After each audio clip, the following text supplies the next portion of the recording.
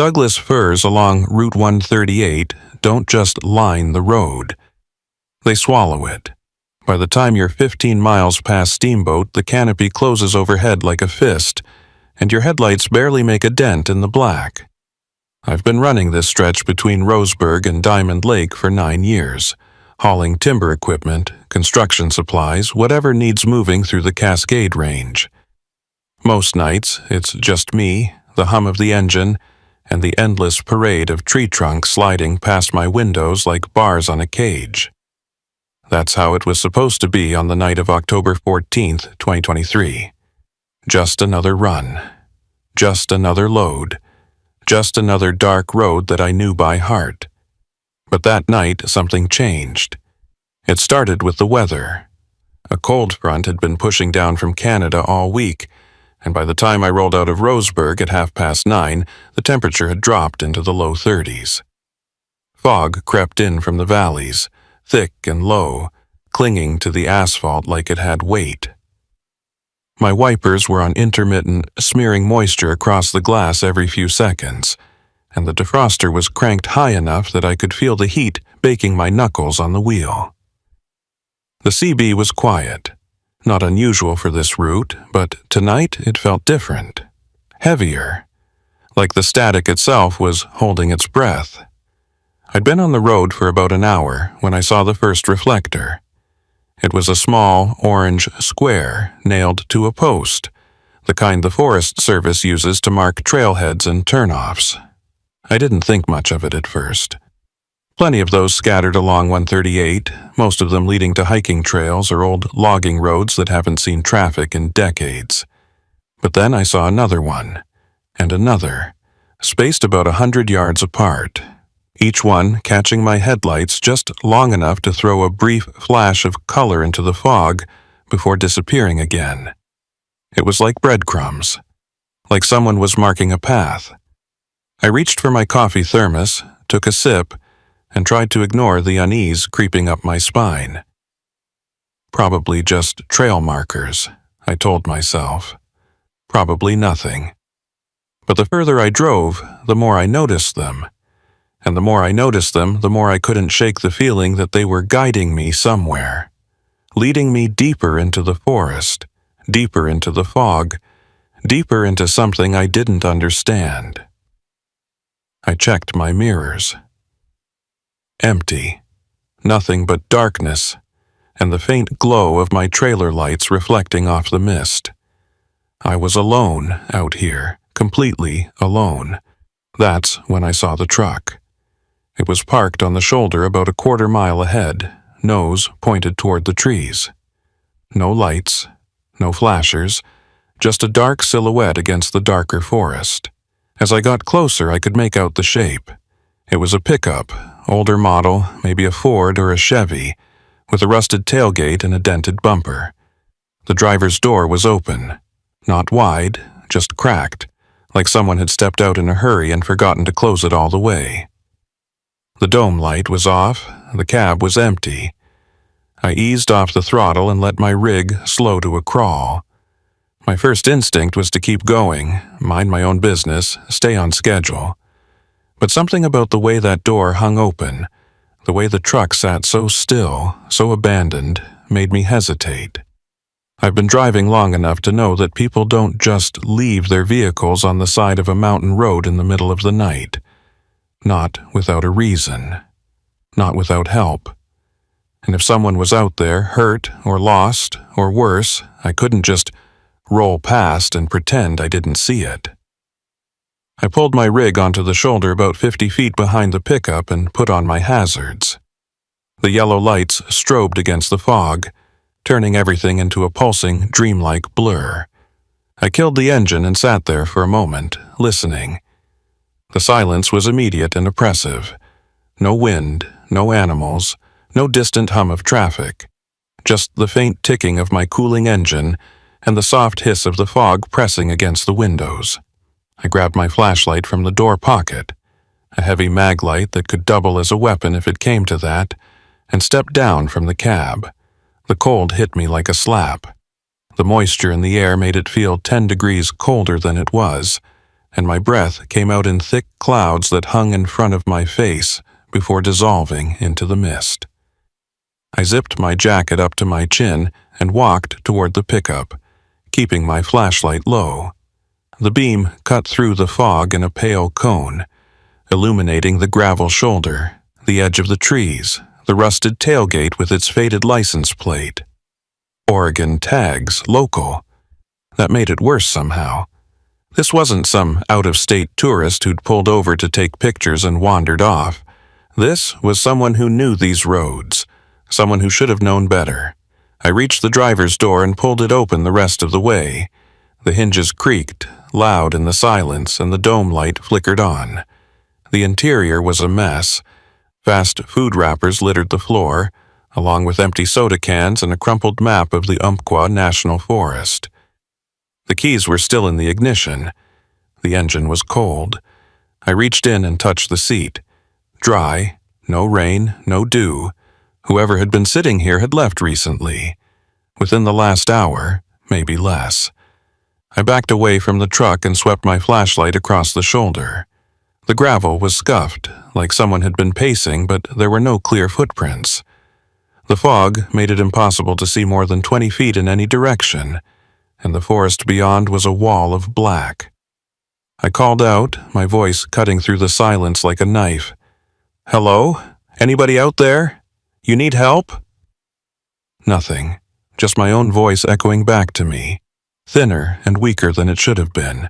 I tried again, louder this time. "Hello? I'm a trucker. I can call for help if you need it." Still nothing. Just the silence and the fog and the feeling that I was being watched. I turned back to my rig, intending to grab my CB and call it in, when I saw the orange reflector. It was nailed to a tree about 10 feet into the forest, just visible through the fog. And beyond it, barely discernible, was another one. And another, the same markers I'd been seeing along the road, only now they were leading into the trees, into the forest, into the dark. My stomach tightened. This wasn't random. This wasn't a coincidence. Someone had marked this trail. Someone had wanted it found. I should have gotten back in my truck. I should have called the cops and let them handle it. But something about those reflectors, about the way they seemed to glow in the beam of my flashlight, pulled at me, made me curious, made me stupid. I took a step toward the trees, then another. The ground beneath my boots was soft, covered in a thick layer of pine needles and moss that muffled my footsteps. The air smelled like wet earth and rotting wood, and the fog pressed in closer, turning the world into a narrow tunnel of pale light and shadow. I followed the reflectors deeper into the forest. They were spaced about 20 feet apart, each one guiding me further from the road, further from my truck, further from safety. The trees grew thicker here, their trunks massive and ancient, their branches twisting overhead like skeletal fingers. My flashlight beam seemed weaker now, swallowed by the darkness, and I had to stop every few steps to make sure I was still on the trail. The silence was absolute. No birds, no insects, no wind, just the sound of my own breathing and the faint crunch of needles under my boots. After about 5 minutes, I came to a clearing. It wasn't large, maybe 30 feet across, and it was ringed by trees so tall I couldn't see their tops. In the center of the clearing was a pile of something. Clothes, maybe, or tarps. I couldn't tell from where I stood. I moved closer, my flashlight beam sweeping across the ground, and that's when I saw the blood. It was dark, almost black in the pale light, and it was everywhere. Smeared across the ground, splattered on the nearby trees, pooled in the hollows between roots, and in the center of the clearing, half buried under a tangle of canvas and rope, was a body. My breath caught in my throat. I froze, every muscle in my body locking up, and for a moment I couldn't move, couldn't think, couldn't do anything but stare at the shape in front of me and try to process what I was seeing. It was a man, or it had been. His face was turned away, but I could see his arms, pale and lifeless, sticking out from under the canvas. His hands were bound with rope. His clothes were torn. And the blood. God, the blood was everywhere. I took a step back, my boot catching on a root, and I nearly went down. My flashlight beam jerked across the clearing, and that's when I saw the second body. And the third. They were scattered around the edges of the clearing, half hidden by the fog and the shadows, and they were all in the same state. Bound, bloodied, dead. My stomach lurched, and I had to clamp my hand over my mouth to keep from being sick. This wasn't an accident. This wasn't a hiking trip gone wrong. This was a dumping ground, a burial site, a place where someone had been bringing bodies for God knows how long. I turned and ran. I didn't think. I didn't plan. I just ran. My boots slipped on the wet ground and branches tore at my jacket. But I didn't care. I had to get out of there. Had to get back to the road. Had to call the cops and tell them what I'd found. The orange reflectors blurred past me as I retraced my steps, my flashlight beam bouncing wildly, and I could feel my heart pounding so hard it hurt. The fog seemed thicker now, pressing in on me from all sides, and I had the sudden irrational fear that I wouldn't be able to find my way back, that I'd be lost in these trees forever, just another body in the clearing. But then I saw the road, the faint glow of my hazard lights cutting through the mist. I burst out of the trees and stumbled onto the shoulder, gasping for air, my hands shaking so badly I could barely hold the flashlight. My rig was right where I'd left it, and the pickup was still sitting there, door open, keys in the ignition. For a moment I just stood there trying to catch my breath, trying to calm my racing thoughts. And that's when I heard it. A sound, faint but unmistakable, the crunch of gravel, footsteps, coming from behind the pickup. I spun around, my flashlight sweeping across the darkness, and I saw him, a man, tall, broad-shouldered, wearing a dark jacket and jeans. He was standing on the other side of the pickup, watching me, just standing there, motionless. His face was hidden in shadow, but I could feel his eyes on me, cold, calculating, waiting. My breath caught, and for a second, neither of us moved, and then he stepped forward, slowly, deliberately, like he had all the time in the world. I didn't wait to see what he wanted. I turned and ran for my truck, my boots slipping on the wet gravel, my breath coming in ragged gasps. I heard him behind me, not running, not shouting, just walking, steady, unhurried, like he knew I couldn't get away. I reached the cab and yanked the door open, nearly tearing it off its hinges, and threw myself inside. My hands fumbled for the keys, and for one horrible second I thought I'd dropped them. But then I felt the metal in my palm, and I jammed the key into the ignition and cranked the engine. It roared to life, the sound deafening in the silence, and I threw the gear shift into drive. My rig lurched forward, tires spinning on the wet gravel, and I didn't look back. Didn't check the mirrors. I just drove, fast. Faster than I should have on a road like this, in fog like this, but I didn't care. I had to get away, had to put distance between me and that clearing, between me and that man, between me and whatever the hell I'd just stumbled into. I didn't stop until I reached the next town, a tiny place called Glide, barely more than a gas station and a handful of houses clustered around a single intersection. I pulled into the lot, killed the engine, and sat there, shaking. My hands were white-knuckled on the wheel, and my breath was fogging up the windshield faster than the defroster could clear it. I grabbed my phone and dialed 911, but the call wouldn't go through. No signal. I tried again. Nothing. I was about to get out and use the payphone by the gas station when I saw headlights. A truck, the same pickup from the road. It rolled into the lot, slow and deliberate, and parked at the far end, facing me. My blood turned to ice. I could see the silhouette of the driver through the windshield, but I couldn't make out any features. Just a shape. Watching. Waiting. I grabbed the CB mic and keyed it, my voice shaking. Any units on 138, this is a commercial vehicle at the Glide fuel stop. I need immediate assistance. Repeat, I need immediate assistance. Static. Nothing. I tried again, louder this time.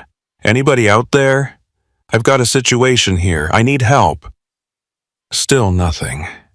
The pickup's headlights flicked off, then back on, off, on, like a signal, like a message. And then it started moving. Slow. Creeping across the lot toward me. I fired the ignition, threw the truck into gear, and punched the gas. My rig roared out of the lot, trailer swaying, and I hit the road doing 50. The pickup followed. Not speeding, not trying to catch up, just following, keeping pace, staying close enough that I could see its headlights in my mirrors, but far enough that it never quite closed the distance. And that's when I realized. This wasn't about catching me. This was about following me, about seeing where I went, about making sure I knew I was being watched.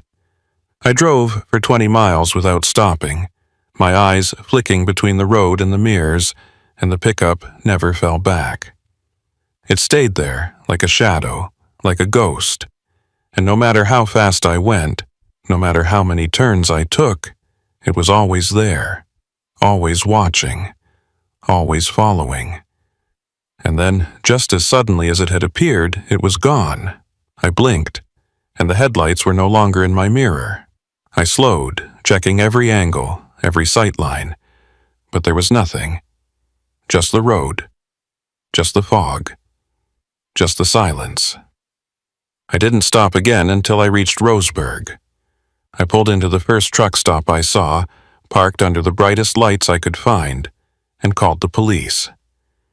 A deputy arrived about 20 minutes later, a tired-looking guy in his 50s with a clipboard and a skeptical expression. I told him everything. The pickup, the trail, the clearing, the bodies, the man, the chase. He wrote it all down, nodding occasionally, but I could tell he didn't believe me. When I finished, he closed his notebook and looked at me like I was a ghost story he'd heard 100 times before. "We'll send someone out to check the area," he said. "But I gotta be honest with you. That stretch of 138 is rough this time of year.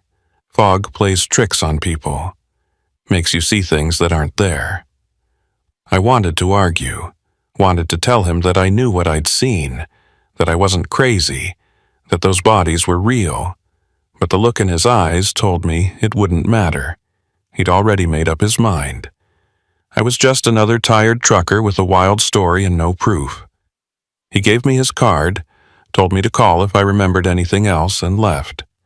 I sat in my cab for the rest of the night, watching the lot, watching the road, watching for any sign of that pickup. But it never came back. And when the sun finally rose, turning the fog into a thin gray haze, I felt like I'd been holding my breath for hours. I didn't drive 138 again for a month. And when I finally did, I kept my eyes on the road and didn't stop for anything. Not for abandoned trucks, not for orange reflectors, not for anything. Because whatever's out there, in those trees, in that clearing, it's still there, still waiting, still watching, and I have a feeling it knows my face now, knows my truck, knows that I'm the one who got away. 3 days passed before I got the call. I was at a truck stop outside Eugene, nursing a cup of coffee that had gone cold an hour ago, when my phone buzzed. Unknown number. I almost didn't answer, but something made me pick up. Maybe curiosity, maybe the part of me that needed to know I wasn't losing my mind. The voice on the other end was unfamiliar, gruff, with the kind of tired edge that comes from too many years on the job and not enough sleep. "This Wade Tolliver?" the voice asked. I confirmed it was, and the man on the other end let out a long breath. Name's Herschel Kincaid. I'm a driver out of Coos Bay. Got your number from a guy at the Roseburg Depot. Said you had some trouble out on 138 a few nights back. I sat up straighter, my grip tightening on the phone. Yeah, I said slowly. What about it? There was a pause, long enough that I thought the line had gone dead. Then Kincaid spoke again, his voice lower now, almost cautious. I think I found what you were looking for, he said. Or maybe it found me. Either way, we need to talk. In person, not over the phone. My stomach clenched. What do you mean you found it? I asked, but he was already talking over me. There's a diner off Highway 42, about 10 miles south of Coquille. Place called Mabel's. Meet me there tomorrow morning, 8 o'clock. Don't be late. And Tolliver? Don't tell anyone where you're going. He hung up before I could ask anything else. I stared at the phone for a long moment, my mind racing. This could be nothing. Could be some crank caller who'd heard a rumor and wanted to mess with me. But something about the way Kincaid had spoken, the tension in his voice, the urgency, told me it was real. He knew something. He'd seen something. And whatever it was, it had scared him enough to track me down. I didn't sleep that night. I just sat in my cab, staring at the ceiling, listening to the sounds of other rigs idling around me, and wondering what the hell I was getting myself into. The next morning, I was on the road by 6. Highway 42 cuts through some of the most remote parts of southwestern Oregon, winding through dense forests and river valleys that feel like they belong to another century. The fog was back, thicker than before, and it clung to the road like it was trying to pull me off course. By the time I reached Mabel's, a squat little diner with peeling paint and a neon sign that flickered in the gray morning light, my nerves were shot. I parked my rig at the far end of the lot, away from the handful of cars clustered near the entrance, and walked inside. The place was nearly empty. A few locals sat at the counter, nursing coffee and flipping through newspapers, and a waitress with tired eyes stood by the register, barely glancing up as I entered. I scanned the booths and spotted him immediately. Herschel Kincaid was sitting in the back corner, his back to the wall, watching the door like he'd been expecting me. He was older than I'd imagined, probably in his early 60s, with a weathered face and hands that looked like they'd spent decades gripping a steering wheel. His eyes were sharp, though, alert, the kind of eyes that didn't miss much. I slid into the booth across from him, and for a moment, neither of us spoke. The waitress came over, poured me a cup of coffee I didn't ask for, and disappeared again. Kincaid watched her go, then leaned forward, his voice barely above a whisper. You really saw it, didn't you? He asked. The clearing, the bodies, the man. I nodded, my throat tight. Yeah, I said, I saw it, and I'm guessing you did too. He didn't answer right away. Instead, he reached into his jacket and pulled out a folded piece of paper. He smoothed it out on the table between us, and I saw that it was a map. A topographical map of the Umpqua National Forest marked with red X's and circled areas. I've been running these routes for 23 years, Kincaid said, his finger tracing one of the X's. And about 5 years ago, I started noticing things. Trucks left on the shoulder, orange markers leading into the trees, smears of blood on the gravel that nobody else seemed to see. He looked up at me, his eyes dark. At first, I thought I was imagining it, thought the job was getting to me. But then I started asking around, talking to other drivers, and I found out I wasn't the only one. There were others. Guys who'd seen the same things. Abandoned vehicles, trails marked with reflectors, and every single one of them said the same thing. They'd seen a man, tall, broad-shouldered, always watching, always following, but never catching up. My blood ran cold. Who is he? I asked, but Kincaid just shook his head. I don't know, he said, and I don't think anyone does. But I've got a theory. I think he's been using these forest routes for years, maybe decades, bringing people out here. Hunters, hikers, hitchhikers, people nobody would miss, and I think he's still doing it. He tapped one of the X's on the map, a spot near Tokatee Falls, about 30 miles east of where I'd been. 2 weeks ago, I found another truck, he said. Same setup, door open, keys in the ignition. No driver. I followed the markers, just like you did. And I found another clearing, more bodies, more blood, and the same feeling, like I was being watched, like I wasn't supposed to be there. He folded the map and slid it across the table to me. I'm not going back, he said. I've got a wife, kids, grandkids. I'm not risking it, but you're younger. You've got time. And I think you're stubborn enough to see this through. So I'm giving you this. All my notes, all the locations I've found. Do what you want with it. But if you're smart, you'll burn it and forget you ever saw that clearing. I stared at the map, my mind racing. Part of me wanted to do exactly what he said. Burn it, walk away, pretend none of this had ever happened. But the other part, the part that couldn't stop thinking about those bodies, about the man in the shadows, about the way that Pickup had followed me, knew I couldn't. I had to know, had to understand, had to find out who he was and why he was doing this. I looked up at Kincaid. What happened to the other drivers? I asked. The ones who saw what we saw. Where are they now? Kincaid's expression darkened. Most of them quit, he said, sold their rigs, found other work, but a few of them kept driving, and a few of those never made it home. The diner suddenly felt too small, too bright, too exposed. I folded the map and shoved it into my jacket pocket. Thanks for this, I said, standing. Kincaid grabbed my wrist, his grip surprisingly strong. One more thing, he said. If you go back out there, don't go alone, and don't go at night. Whatever he is, he owns the dark. You give him that advantage, you won't make it out. I nodded, pulled my arm free, and walked out of the diner without looking back. The fog had thickened while I was inside, turning the parking lot into a ghostly blur. I climbed into my cab, locked the doors, and sat there for a long moment, staring at the map in my hands.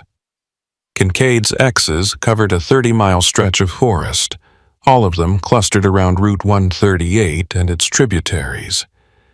And in the center of them all, circled in red, was the spot where I'd found the first clearing. I knew I should call the cops, should hand over the map and let them deal with it. But I also knew they wouldn't believe me. They hadn't believed me the first time, and they wouldn't believe me now. Not without proof, not without something concrete. And the only way to get that was to go back, to find another clearing, to document it, to make it undeniable. I fired up the engine and pulled out of the lot, heading east toward the mountains. The fog pressed in on all sides, and the road seemed to narrow with every mile, the trees leaning in like they were trying to close the gap. I kept the map on the seat beside me, glancing at it every few minutes, and with each glance, the weight of what I was doing settled deeper into my chest. By noon, I was back on Route 138. The forest was quiet, the kind of oppressive silence that makes you want to turn on the radio just to fill the void. But I didn't. I needed to hear, needed to stay alert. Kincaid's next X was about 15 miles ahead, marked near a turnoff for an old logging road. According to his notes, he'd found a sedan there, abandoned, with the same orange markers leading into the trees. I slowed as I approached the turnoff, scanning the shoulder for any sign of the vehicle. And there it was, a rusted-out Honda, parked at an angle, half in the ditch. The driver's door was closed this time, but the window was smashed, glass glittering on the gravel like tiny diamonds. I pulled over, put on my hazards, and stepped out. The air was colder here, the fog so thick I could barely see 20 feet ahead. I walked to the sedan and peered inside. The interior was trashed, seats torn, dashboard cracked. But what caught my attention was the blood. It was smeared across the steering wheel, dried and dark, and there was more on the seat, pooled in the fabric like it had soaked in over time.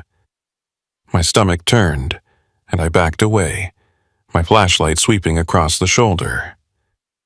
And there they were, the orange reflectors. 3 of them nailed to trees just beyond the ditch, glowing faintly in the fog. I should have stopped there, should have taken pictures, called the cops, and let them handle it. But I didn't. I grabbed my flashlight, zipped my jacket, and followed the markers into the trees. The forest here was different from the first clearing. The trees were younger, thinner, and the ground was rockier, covered in fallen branches and moss-slick stones. The markers led me uphill, winding through the undergrowth, and I had to stop every few minutes to catch my breath. My lungs burned, and my legs ached, but I kept going. Kincaid had been right. There was something here, something real, and I was going to find it. After about 20 minutes, the trail leveled out, and I found myself standing at the edge of another clearing. This one was smaller than the first, maybe 20 feet across, and it was littered with debris. Tarps, rope, plastic sheeting, all of it stained and torn. And in the center, half buried under a mound of dirt and leaves, was another body. I didn't get close this time. Didn't need to. I could see enough from where I stood. The pale skin, the bound hands, the unnatural angle of the limbs. I pulled out my phone and started taking pictures, my hands shaking so badly I could barely hold it steady. Flash after flash lit up the clearing, freezing the scene in stark, horrifying detail. And then I heard it. A sound. Faint, but unmistakable. The snap of a branch. I spun around, my flashlight cutting through the fog, and my heart stopped. He was there. The man. Standing at the edge of the clearing, maybe 30 feet away. He wasn't moving, wasn't speaking, just standing there watching me. His face was still hidden in shadow, but I could see his shape. Tall, broad, solid, and he was holding something, a shovel, long-handled, dirt-crusted, gripped in both hands like a weapon. For a moment, neither of us moved. The forest was silent, the fog pressing in on all sides, and all I could hear was my own heartbeat hammering in my ears. And then he took a step forward. Slow, deliberate, testing. I didn't wait to see what he'd do next. I turned and ran. My boots slipped on the wet ground and I nearly went down twice, but I kept moving, crashing through the underbrush, branches tearing at my jacket. I could hear him behind me. Not running, not chasing, just following. Steady, patient. Like he knew I couldn't outrun him, like he knew exactly where I'd end up. I burst out of the trees and onto the shoulder, gasping for air, my legs screaming. My rig was right where I'd left it, hazards still flashing, and I threw myself into the cab, slamming the door and hitting the locks. My hands fumbled with the keys, and for one horrible second I thought I'd dropped them. But then the engine roared to life, and I threw the truck into gear, gravel spraying as I pulled back onto the road. I checked the mirrors, expecting to see him standing there watching me go, but the shoulder was empty. The fog had swallowed him whole. I drove for 2 hours without stopping, my knuckles white on the wheel, my breath coming in short, ragged bursts. The pictures, I had the pictures. That was proof. That was evidence. That was something the cops couldn't ignore. But as the miles rolled by and the adrenaline started to fade, a new thought crept into my mind. What if they still didn't believe me? What if they said the pictures were fake? What if they said I'd staged it? I needed more, needed something they couldn't dismiss. And the only way to get that was to find out who he was, to put a name to the shadow, to make him real. That's when I remembered Boyd Reddick. He ran a garage outside Sutherland, just off Interstate 5. He'd been servicing my rig for years, and more importantly, he'd been around these parts his whole life. If anyone knew the history of Route 138, the rumors, the stories, it was Boyd. I changed course, heading north, and by the time I pulled into his lot, the sun was starting to set. Boyd was in the bay, elbow deep in the engine of a Peterbilt when I walked in. He looked up, wiped his hands on a rag, and grinned. "Wade Tolliver," he said. "Didn't expect to see you back so soon. What brings you in?" I didn't waste time with pleasantries. "Boyd," I said, "I need you to tell me everything you know about Route 138. The forest, the old logging roads, and anything you've heard about people going missing out there." His grin faded. He tossed the rag onto the workbench and crossed his arms, his expression suddenly guarded. "Why?" he asked. "What did you see?" I told him, all of it. The clearings, the bodies, the man, the orange markers. And when I finished, Boyd was silent for a long moment, his jaw working like he was chewing on something bitter. Finally, he spoke.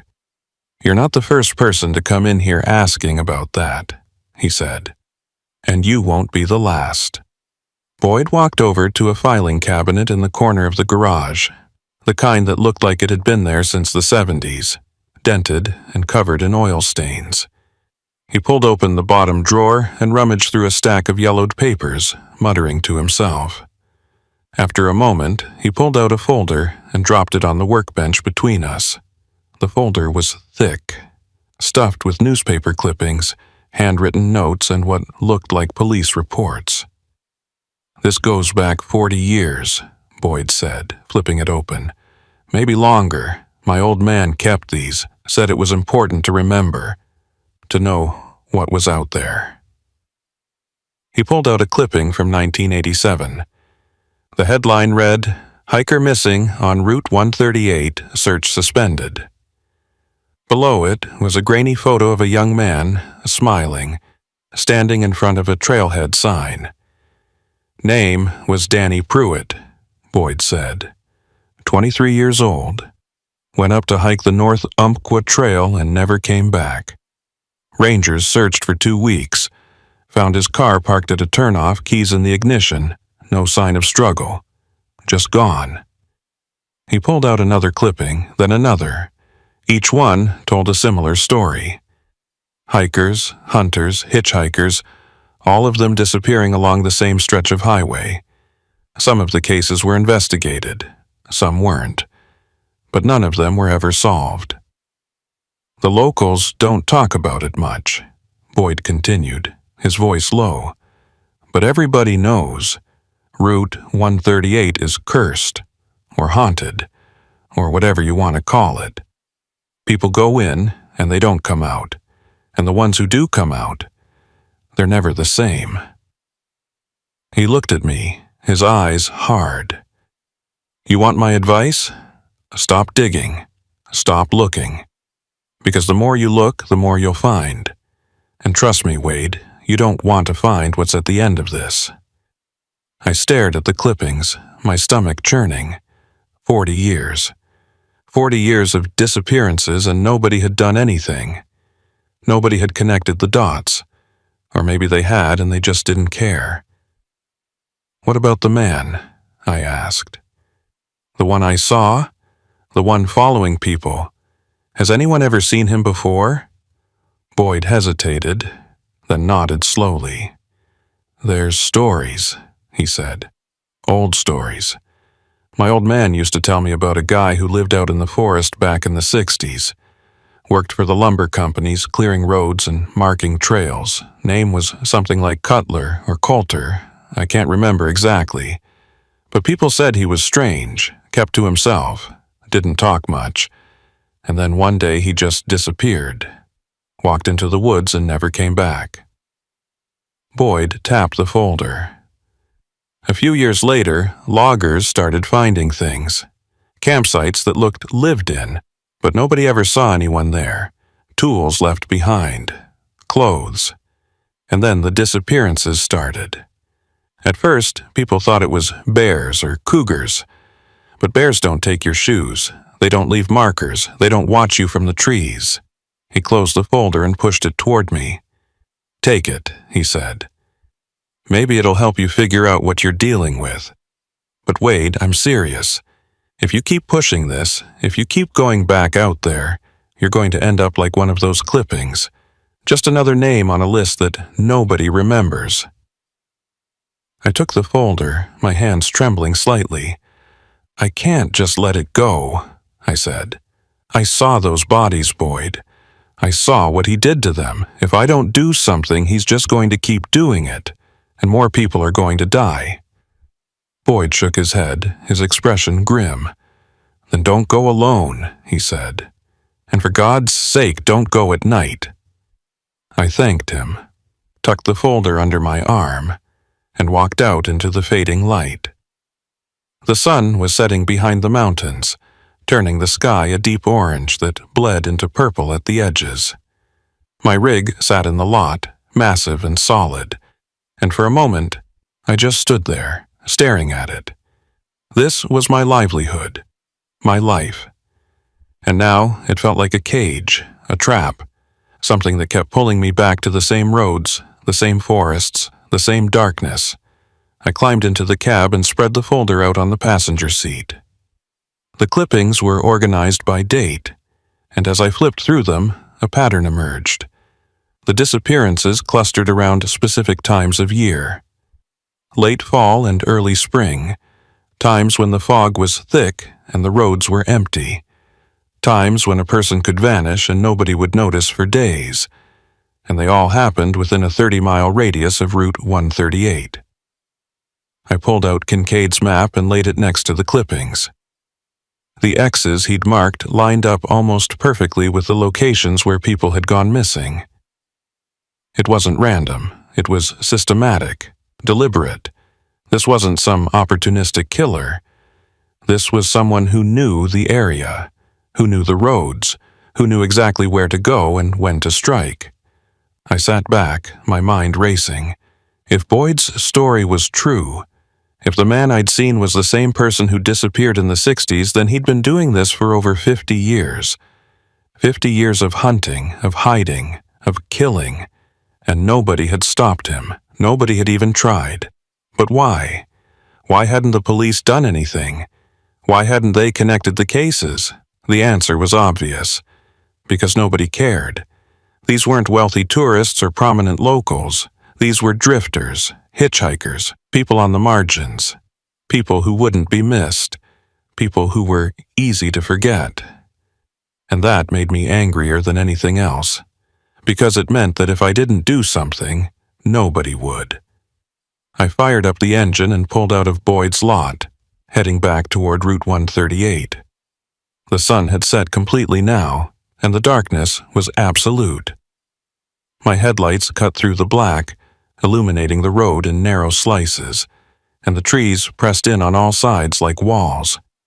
I knew I was being reckless, knew I should wait until morning, should call the cops, should do this the right way. But I also knew that if I waited, he'd move.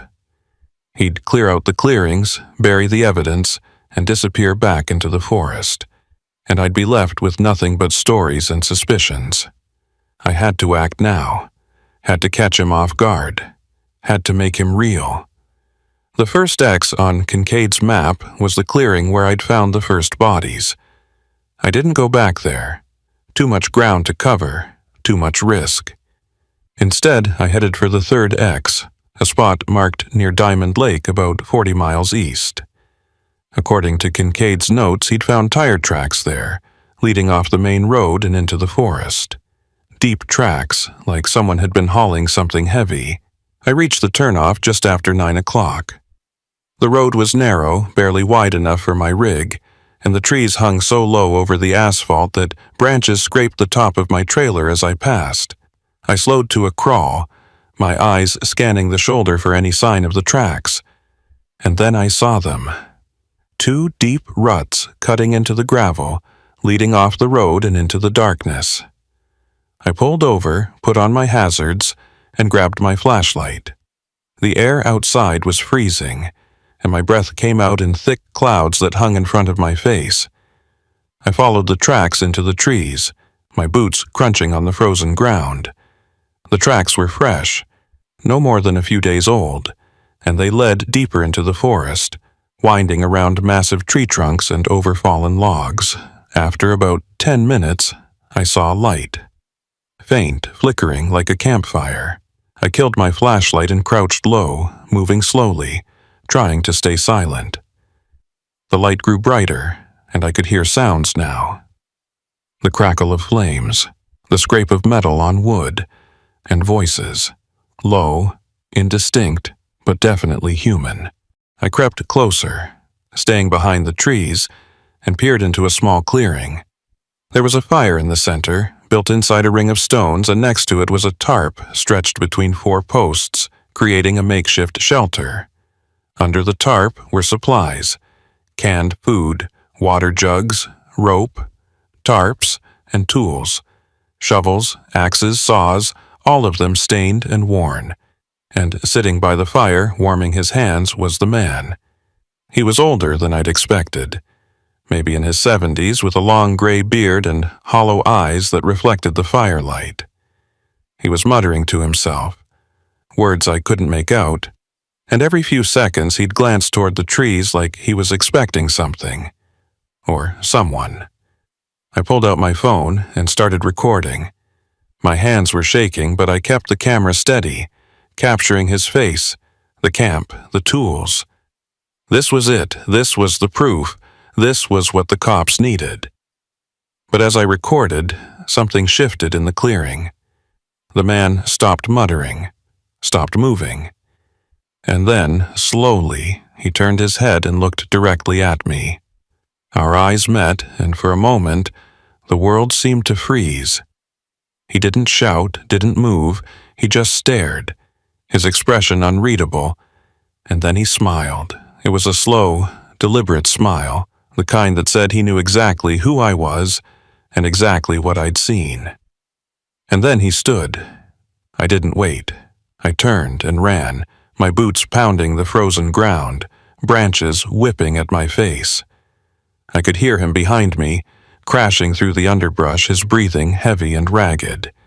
He was fast, faster than he should have been for a man his age. I burst out of the trees and onto the shoulder, my lungs burning, and threw myself into my cab. My hands fumbled with the keys, and I could see him in the side mirror, emerging from the trees, still smiling. I cranked the engine, threw the truck into gear, and punched the gas. The tires spun on the gravel, and for one horrible second, I thought I was stuck. But then they caught, and the rig lurched forward, accelerating down the road. I didn't stop until I was back in Sutherland, parked under the brightest lights I could find. My hands were still shaking, and my heart was pounding so hard I thought it might burst. I pulled out my phone and checked the recording. It was there, all of it, the camp, the tools, his face, and that smile. I had him. I had proof. I called the police, and this time I didn't get a deputy. I got a detective, a woman named Strand, who listened to my story without interrupting. When I finished, she was silent for a moment. Then she said, "Send me the video. I'll look into it." I sent it immediately, and she promised to call me back within the hour. But the call never came. I waited all night, sitting in my cab, watching the parking lot, jumping at every sound. By morning, I was exhausted, paranoid, and starting to doubt everything. I called the station again, asked for Detective Strand, and was told she wasn't available.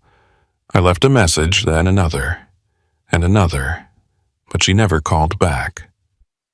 2 days later, I got a letter. Not from the police.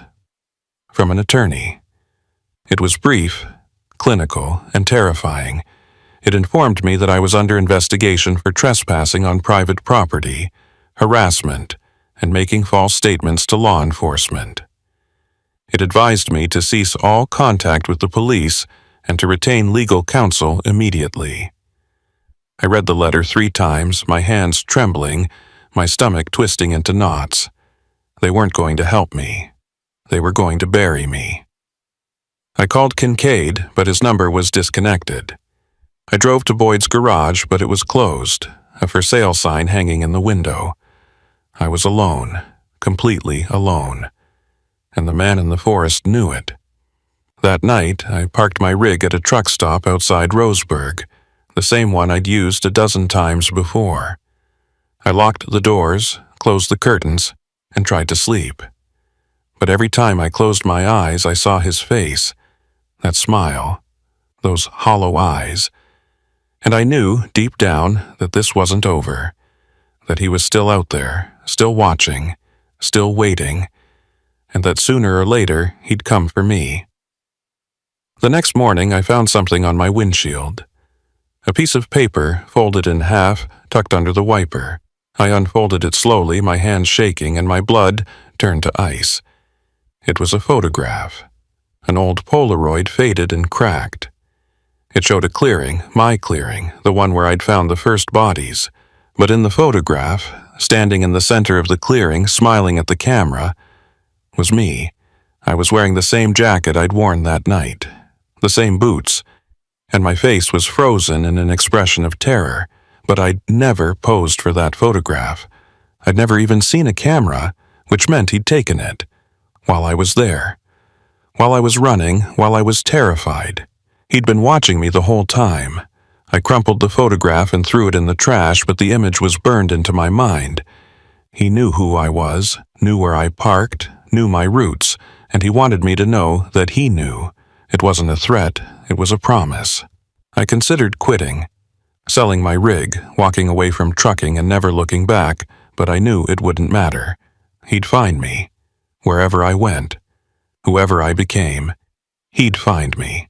Because that's what he did. That's what he'd always done. And I was just another name on his list. Another face in the clearing. Another person who'd seen too much and wouldn't live to tell about it. So I made a decision.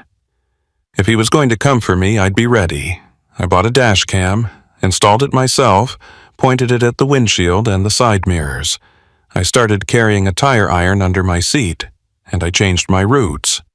No more Route 138. No more forest roads. I stuck to the interstates, the busy highways, the places where there were lights and people and witnesses. But even then, I couldn't shake the feeling. The feeling that I was being watched, that every time I stopped, every time I parked, every time I closed my eyes, he was out there, waiting, watching, smiling, and I knew sooner or later I'd see him again. Not in the forest, not on the road, but somewhere I'd never expect, somewhere I'd feel safe. And when that moment came, there'd be no running, no hiding, no escape. Just him, and me, and the dark. 3 weeks passed without incident. 3 weeks of interstate runs, busy truck stops, and sleeping with one eye open. I stuck to my new rules. No forest roads, no isolated rest areas, no stopping unless there were at least a dozen other rigs around me. I thought maybe I'd outsmarted him. Thought maybe by changing my patterns, by staying visible, I'd made myself too risky a target. But I was wrong, because men like him don't give up, they don't forget. They just wait. And on a cold November night, outside a truck stop in Grants Pass, my waiting ran out. I'd pulled in around 11, exhausted from a 16-hour haul down from Portland. The lot was packed, rigs lined up nose to tail under the harsh fluorescent lights, and I felt safer than I had in weeks. I parked between 2 other trucks, killed the engine, and did my usual sweep of the mirrors. Nothing out of place. Just tired drivers, idling engines, and the faint glow of the convenience store windows. I grabbed my duffel, locked the cab, and headed inside for a shower and some food. The facility was clean, modern, the kind of place that felt almost normal. I showered, ate a terrible microwave burrito, and tried to convince myself that everything was fine, that I was safe, that he'd moved on to someone else. But when I walked back to my rig, something was wrong. The door was unlocked. I knew I'd locked it. I always lock it. I'm obsessive about it now, checking it twice, sometimes 3 times before I walk away. But the handle turned freely when I touched it, and when I pulled it open, the dome light didn't come on. I stood there for a moment, staring into the dark cab, my heart pounding. Every instinct told me to turn around, to go back inside, to call the cops.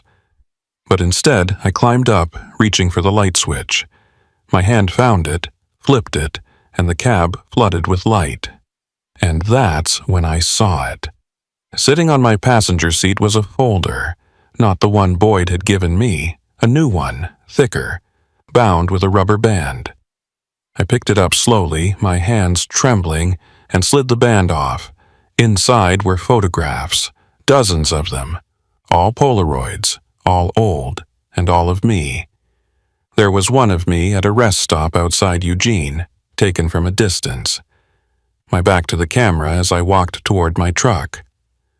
Another of me at a diner in Roseburg, sitting in a booth, coffee cup halfway to my lips. Another of me asleep in my cab, the curtain pulled back just enough to reveal my face. And more, so many more, each one taken without my knowledge, each one proof that he'd been following me for weeks, maybe months, maybe longer. Beneath the photographs was a handwritten note. The writing was shaky, spidery, like it had been written by someone with unsteady hands. It read, "You should have stayed on the road, Wade. Now you're part of the forest." I dropped the folder like it was on fire and stumbled out of the cab, my breath coming in short, panicked gasps. I looked around the lot, scanning every shadow, every gap between trucks, every dark corner. He was here, somewhere, watching me. I could feel it. I pulled out my phone and dialed 911, but before the call could connect, something hit the back of my head, hard. The world spun, and I went down, my phone clattering across the asphalt. I tried to get up, but my legs wouldn't work, my vision blurred, and I could taste blood in my mouth. And then I saw boots, heavy, worn, caked in mud. They stopped right in front of my face, and I heard a voice, low, gravelly, almost amused. "You've been a lot of trouble, Wade." I tried to speak, tried to shout, but my mouth wouldn't form the words. All I could do was lay there, helpless, as rough hands grabbed me under the arms and dragged me backward, away from the lights, away from the trucks, away from safety. I could see the lot growing smaller, the glow of the fluorescents fading, and I realized he was pulling me toward the tree line, toward the forest, toward the dark. I thrashed, tried to fight, but my body felt like dead weight. And then everything went black. When I woke up, I was in the back of a truck, not my truck, a smaller one, a pickup. The bed was lined with plastic sheeting and my hands were bound behind my back with rope. My head throbbed, and when I tried to sit up, pain exploded behind my eyes. The truck was moving, bouncing over rough terrain, and through the gap in the tailgate, I could see trees, massive, towering trees. We were deep in the forest now, far from any road, far from any help.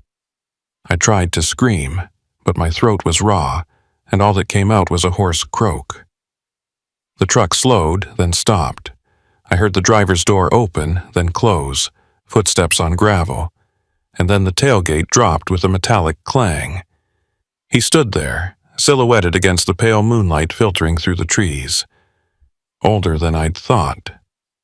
Frailer, but his eyes were sharp, clear, and utterly devoid of mercy. "You shouldn't have come looking," he said, his voice calm, almost conversational. Most people don't. Most people see something strange and they drive on. They mind their business. But not you. You had to know, had to dig, had to make yourself a problem. He reached into the truck bed and grabbed me by the collar, hauling me out like I weighed nothing. I hit the ground hard, the impact knocking the wind out of me, and he dragged me toward the trees. I could see orange reflectors nailed to the trunks, the same markers I'd followed before, the same breadcrumbs that had led me into this nightmare. We walked for what felt like hours, though it was probably only 20 minutes. My legs barely worked, and I stumbled constantly, but he never let go, never slowed. He just kept dragging me deeper, the forest closing in on all sides, the darkness becoming absolute. And then we reached it, another clearing, larger than the others. And in the center was a pit, freshly dug, deep, wide enough for a body, my body. He shoved me to my knees at the edge of the pit, and I stared down into the blackness, my heart hammering so hard I thought it would break through my ribs. "This is where you belong," he said, "with the others, the ones who couldn't leave it alone." I tried to speak, tried to beg, but he wasn't listening. He was already walking away, back toward the trees, and I realized he was leaving me here, alone, bound, in the dark. But as his footsteps faded, I heard something else, a voice, faint, coming from the pit. "Help!" It was barely a whisper, cracked and desperate. "Help me!" My blood turned to ice. Someone was down there, someone alive. I leaned forward, peering into the darkness, and I could just make out a shape. A person, huddled at the bottom of the pit, their face pale and gaunt. "Who are you?" I whispered, my voice shaking. The figure looked up, and even in the dark I could see the terror in their eyes. "Herschel," they said. "Herschel Kincaid." My stomach dropped. Kincaid. The driver who'd given me the map, the one whose number had been disconnected. He wasn't dead, he was here, trapped, just like me. "How long?" I asked, but he just shook his head, his lips moving soundlessly. He looked like he'd been down there for days, maybe weeks, starved, dehydrated, barely human, and I realized this was the pattern. This was how he did it. He didn't kill you right away. He let you suffer, let you starve, let you go mad in the dark, and when you finally died, he buried you and moved on to the next one. I couldn't let that happen. Couldn't let him win. I twisted my wrists, feeling the rope bite into my skin, and started working at the knots.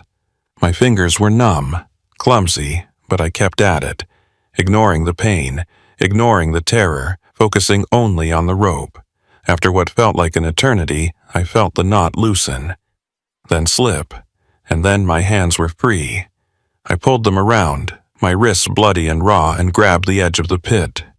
"Kincaid," I hissed, "can you climb?" He looked at me, his eyes hollow, and shook his head. "Too weak," he whispered. I cursed under my breath and looked around. There had to be something, a rope, a branch, anything. And then I saw it, a coil of rope, half buried near the edge of the clearing. I crawled over, grabbed it, and hurried back to the pit. I tied one end around a tree trunk, tested it, and dropped the other end down to Kincaid. "Grab it," I said. "I'll pull you up." He stared at the rope like he didn't believe it was real, but then, slowly, he reached out and grabbed it. I pulled, hand over hand, my muscles screaming, my back burning. But I didn't stop. I couldn't. Kincaid was heavier than he looked. Or maybe I was just weaker than I thought. But inch by inch I hauled him up. His head appeared over the edge, then his shoulders. And then he was out, collapsing on the ground, gasping for air. I didn't give him time to recover. I grabbed his arm and pulled him to his feet. "We have to go," I said. "Now." He nodded. too exhausted to argue, and we stumbled into the trees. I didn't know where we were going, didn't know which direction was out, but I followed the orange reflectors in reverse, praying they'd lead us back to the road. Behind us, I heard a sound, the crack of a branch. Footsteps. He was coming back, and he was moving fast. I grabbed Kincaid and pushed him forward. "Run," I said. "Don't stop." We crashed through the underbrush, branches tearing at our clothes, roots catching our boots. My lungs burned, and my legs felt like they were made of lead, but I kept moving, kept pushing, and then I saw light. Faint, distant, but unmistakable. The road. We were close. I could hear the hum of traffic now, the sound of tires on asphalt, and it was the most beautiful sound I'd ever heard. We burst out of the trees and onto the shoulder, and I flagged down the first vehicle I saw, a semi, just like mine. The driver pulled over, confusion and concern written all over his face, and I shouted for him to call 911. The police arrived 20 minutes later. Ambulances, state troopers, the whole circus. They took Kincaid first, loading him onto a stretcher, his body limp and unresponsive. I told them everything.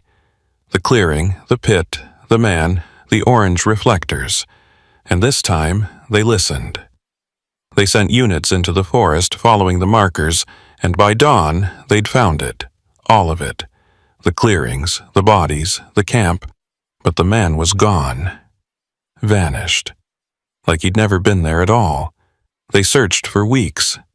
Brought in dogs, helicopters, cadaver teams. But they never found him. And they never found any evidence that could tell them who he was. No fingerprints, no DNA, no records. It was like he was a ghost, a shadow, something that existed only in the dark. Kincaid survived, but barely. He spent 2 months in the hospital, recovering from dehydration and malnutrition. When he was finally released, he sold his rig and moved to Arizona. Said he'd never drive through Oregon again. I don't blame him. I didn't drive through Oregon for a long time either. Couldn't. Every time I saw trees, every time the road narrowed, every time the fog rolled in, I'd feel it. That cold, creeping dread. That sense that I was being watched, that he was still out there, still waiting, still hunting. Because they never found him, never caught him, never stopped him. And that means he's still doing it. Still marking trails, still leaving breadcrumbs, still luring people into the forest. And nobody knows, nobody cares, nobody remembers. I eventually went back to Route 138. Had to. It's part of my route, part of my job, but I don't stop anymore. Don't pull over, don't follow markers. I just drive, fast, eyes forward. Music loud enough to drown out the silence, and I tell myself that I'm safe. That he's moved on, that I'm not on his list anymore. But sometimes, late at night, when I'm alone on that dark stretch of highway, I'll see something in my mirror. A shape. A shadow. A figure standing on the shoulder, watching me pass. And I'll wonder if it's him. If he's still following, still waiting for the moment when I let my guard down. When I stop. When I'm alone. And when that moment comes, I know there won't be any escape. No rescue. No second chance. Just the forest. The dark. And him. Boyd's garage never reopened. I drove past it a few months later, and the building was gone. Torn down. Replaced by an empty lot. No forwarding address. No phone number. Just gone. Like he'd never existed. I tried calling him once, but the number was disconnected. Same as Kincaid's, same as everyone who got too close. I still have the folder he gave me. The newspaper clippings, the reports. I keep it in my truck, hidden under the bunk, and sometimes, when I can't sleep, I'll pull it out and read through it. Reminding myself that this is real, that it happened, that I'm not crazy, and that somewhere out there on a dark forest road, someone else is seeing orange reflectors. Someone else is following them. Someone else is about to discover that some roads don't lead anywhere good. They just lead deeper, into the trees, into the dark, into places you can never leave. I don't know if I'll ever feel safe again. Don't know if I'll ever stop looking over my shoulder. Don't know if he's forgotten about me, or if he's just biding his time. But I do know this. Route 138 is still there. The forest is still there, and so is he, waiting, watching, hunting. And if you ever find yourself on that road, late at night, and you see orange reflectors leading into the trees, do yourself a favor. Don't follow them, don't stop, don't even slow down, just keep driving. Because once you step off that road, once you follow those markers, once you see what's at the end of that trail, you become part of it. Part of the forest, part of the dark, and there's no coming back from that. I'm living proof. I got out, but I'll never really leave, because every time I close my eyes, I'm back in that clearing, back at the edge of that pit, back in the dark, and I can still hear his voice, calm, cold, final. This is where you belong, Wade, with the others. Some nights I wake up in my cab, drenched in sweat, my heart pounding, convinced that I'm still there. Still in the forest, still being hunted. And I'll check the locks 3, 4, 5 times. I'll turn on every light.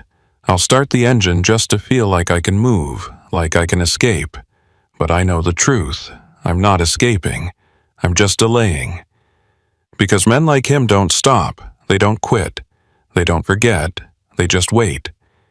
And sooner or later, everyone's waiting runs out. Mine almost did. And I have a feeling it's not over yet, that he's still out there, still marking trails, still watching, still smiling.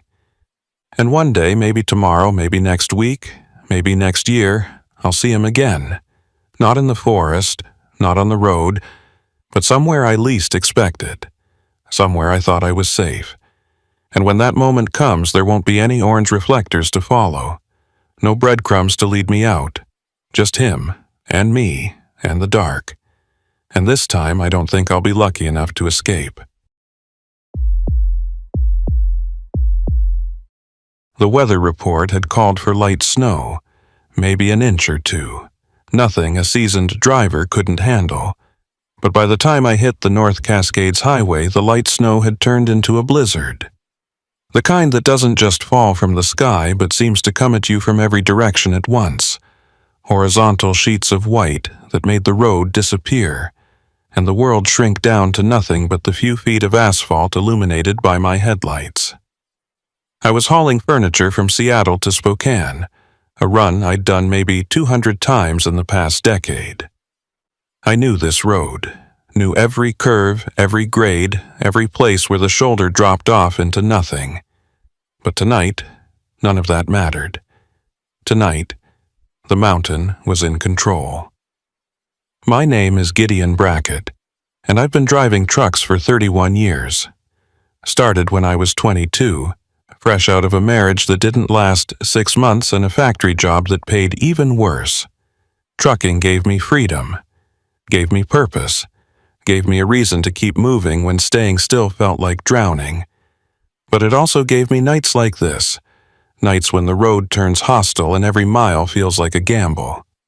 I should have pulled over hours ago, should have stopped at that rest area outside Marble Mount and waited for the plows to clear the pass.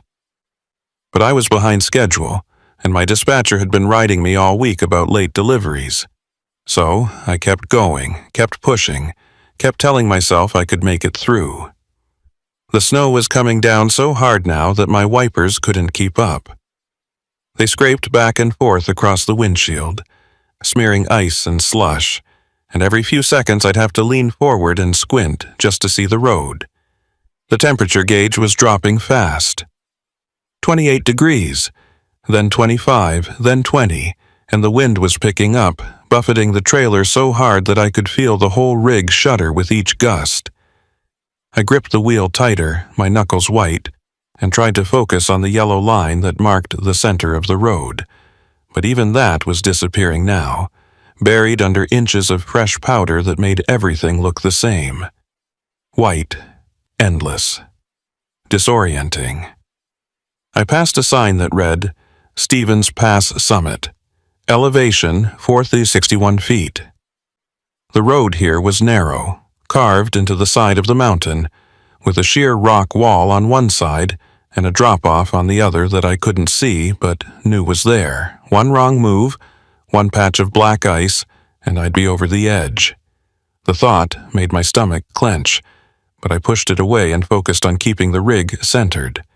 Slow and steady, that was the key. No sudden moves, no panic, just slow and steady. But then I felt it. The back end of the trailer starting to drift, sliding to the right, toward the drop-off. I eased off the throttle and tapped the brakes, trying to correct, but the wheels had no grip. The trailer kept sliding, pulling the cab with it, and for one horrible second, I thought I was going over.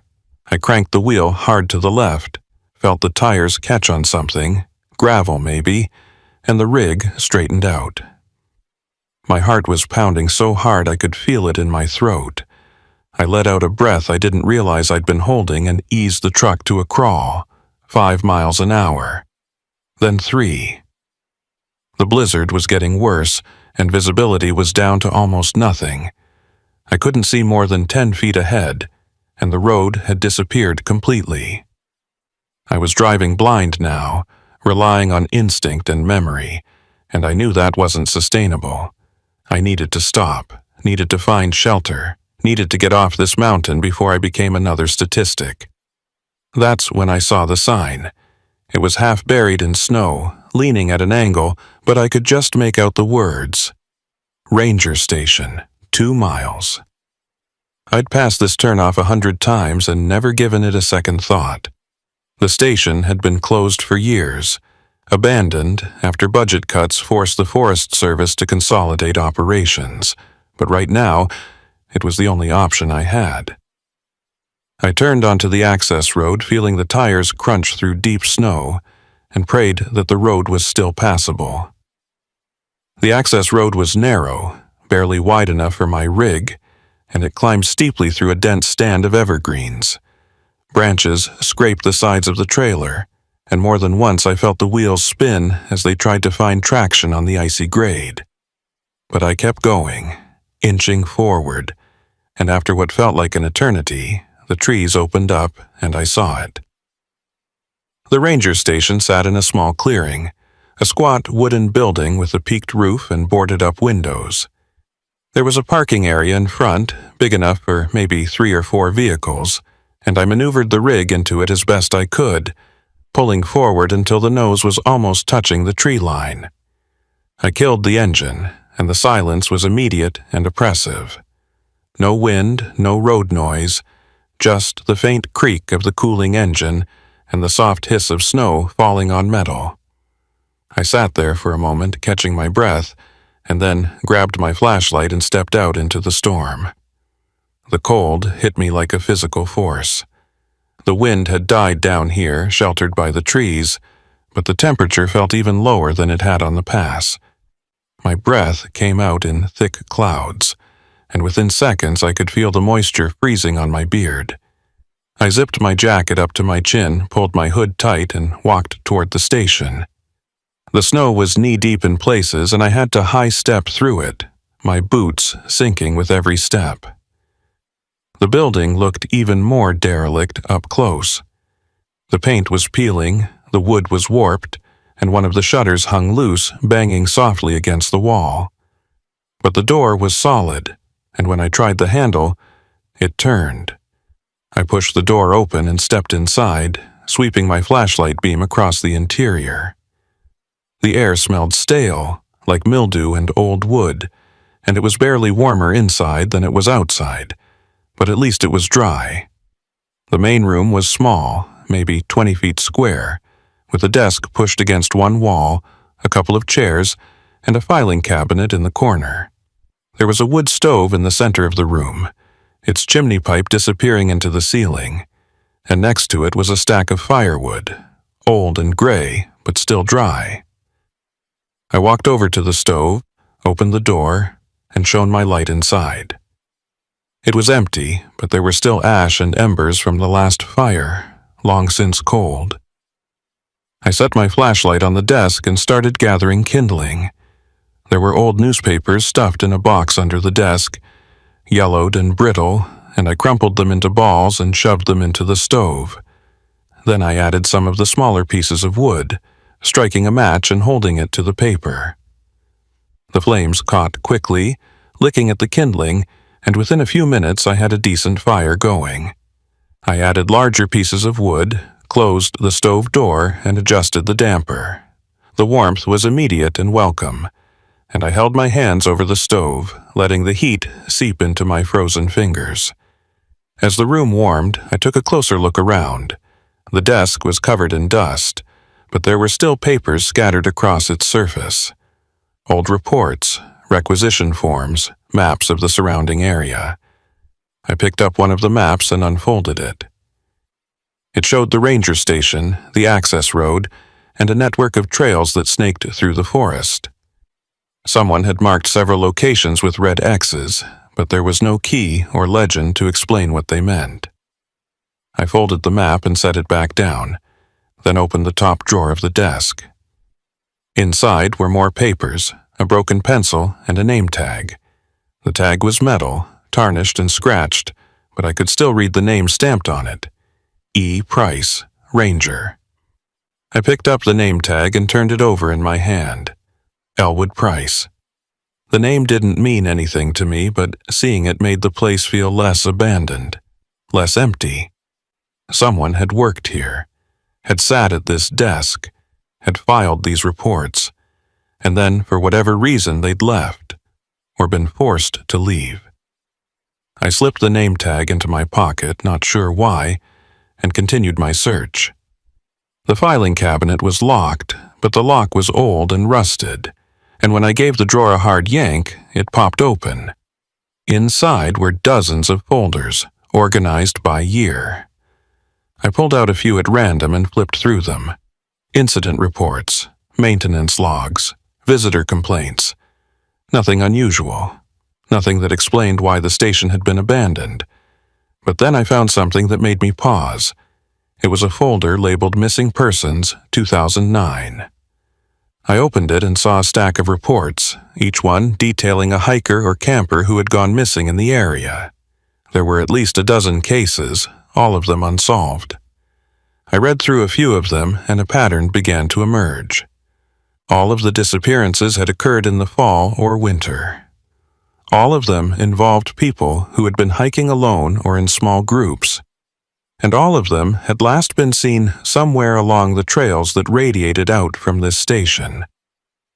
I felt a chill that had nothing to do with the cold. These weren't just random disappearances. They were clustered, concentrated, like something had been targeting this area specifically. I closed the folder and shoved it back into the cabinet, suddenly feeling like I'd intruded on something I shouldn't have. The fire crackled softly in the stove, and outside the wind had picked up again, howling through the trees. I walked over to the window and peered through a crack in the boards. The snow was still falling, heavier now, and the clearing was filling in fast. My rig was barely visible, just a dark shape against the white. I was stuck here, at least until the storm passed, and judging by the way the wind was blowing, that wouldn't be any time soon. I pulled one of the chairs close to the stove, sat down, and tried to relax. But I couldn't shake the feeling that I wasn't alone, that someone, or something, was watching me. The feeling grew stronger as the night wore on. Every creak of the building, every gust of wind, every shadow cast by the firelight made me tense. I told myself it was just nerves, just the isolation and the storm playing tricks on my mind. But then I heard it. A sound. Faint, but distinct. the crunch of footsteps in snow. I froze, my hand instinctively going to the tire iron I'd brought in from the truck. The footsteps were slow, deliberate, circling the building. I stood and moved to the window, pressing my eye to the crack in the boards. At first, I saw nothing, just snow and darkness. But then a shape moved across the clearing, tall, human, walking toward the station. My heart started to race. Who the hell would be out here in the middle of a blizzard? I considered calling out, asking if they needed help, but something stopped me. The way the figure moved, slow, methodical, not like someone lost or in distress, more like someone searching, hunting. The footsteps reached the door, and I heard the handle rattle. Once, twice, then stop. I held my breath, the tire iron gripped tight in my hand, and waited. The silence stretched out, thick and oppressive, and I started to think maybe I'd imagined it. Maybe it had just been the wind. But then I heard it again. The handle, turning slowly, testing. And then the door swung open. The figure stood in the doorway, silhouetted against the pale glow of the snow. I couldn't make out any features, just a dark shape, tall and broad-shouldered. For a moment, neither of us moved. And then the figure stepped inside, and the firelight caught their face. It was a woman, maybe in her 50s, with graying hair pulled back in a loose ponytail and a face weathered by years of hard living. She was wearing a thick parka, snow-covered and torn, and her eyes were wild, darting around the room like she was looking for something. Or someone. She saw me and froze, her hand going to her pocket. "Who are you?" she demanded, her voice hoarse and strained. "What are you doing here?" I held up my hands, trying to show I wasn't a threat. "Name's Gideon Brackett," I said. "I'm a trucker. Got caught in the storm and needed shelter. This place was the only option." She stared at me for a long moment, her eyes narrowing, and then she seemed to relax slightly. "You alone?" she asked. I nodded. "Yeah, just me. What about you? What are you doing out here?" She didn't answer right away. Instead, she walked over to the stove and held her hands over it, shivering. Her fingers were pale, almost blue, and I realized she'd been out in the cold for a long time. Too long. "My name's Nadine Furlow," she said finally. "And I'm not supposed to be here." "None of us are." I frowned. "None of us? What do you mean?" She looked at me, and for the first time I saw fear in her eyes. Real, bone-deep fear. "You need to leave," she said. "Right now, before he comes back." I felt a chill run down my spine. "Before who comes back?" I asked, but she just shook her head. "You don't understand," she said. "This place. It's not abandoned. It's not empty. There's someone here, someone who's been here for a long time, and if he finds you, you won't leave. Just like the others." I stared at her, my mind racing. "What others?" I asked, but before she could answer, we both heard it. A sound, loud, unmistakable, the crash of a door being kicked open somewhere deeper in the building. Nadine's face went white. "He's here," she whispered. "He's back." And then she turned and ran, straight out the door and into the storm. I stood there for a second, frozen, my mind struggling to process what was happening. And then I heard footsteps, heavy, coming from the back of the building, coming toward me. I grabbed my flashlight and the tire iron and backed towards the door.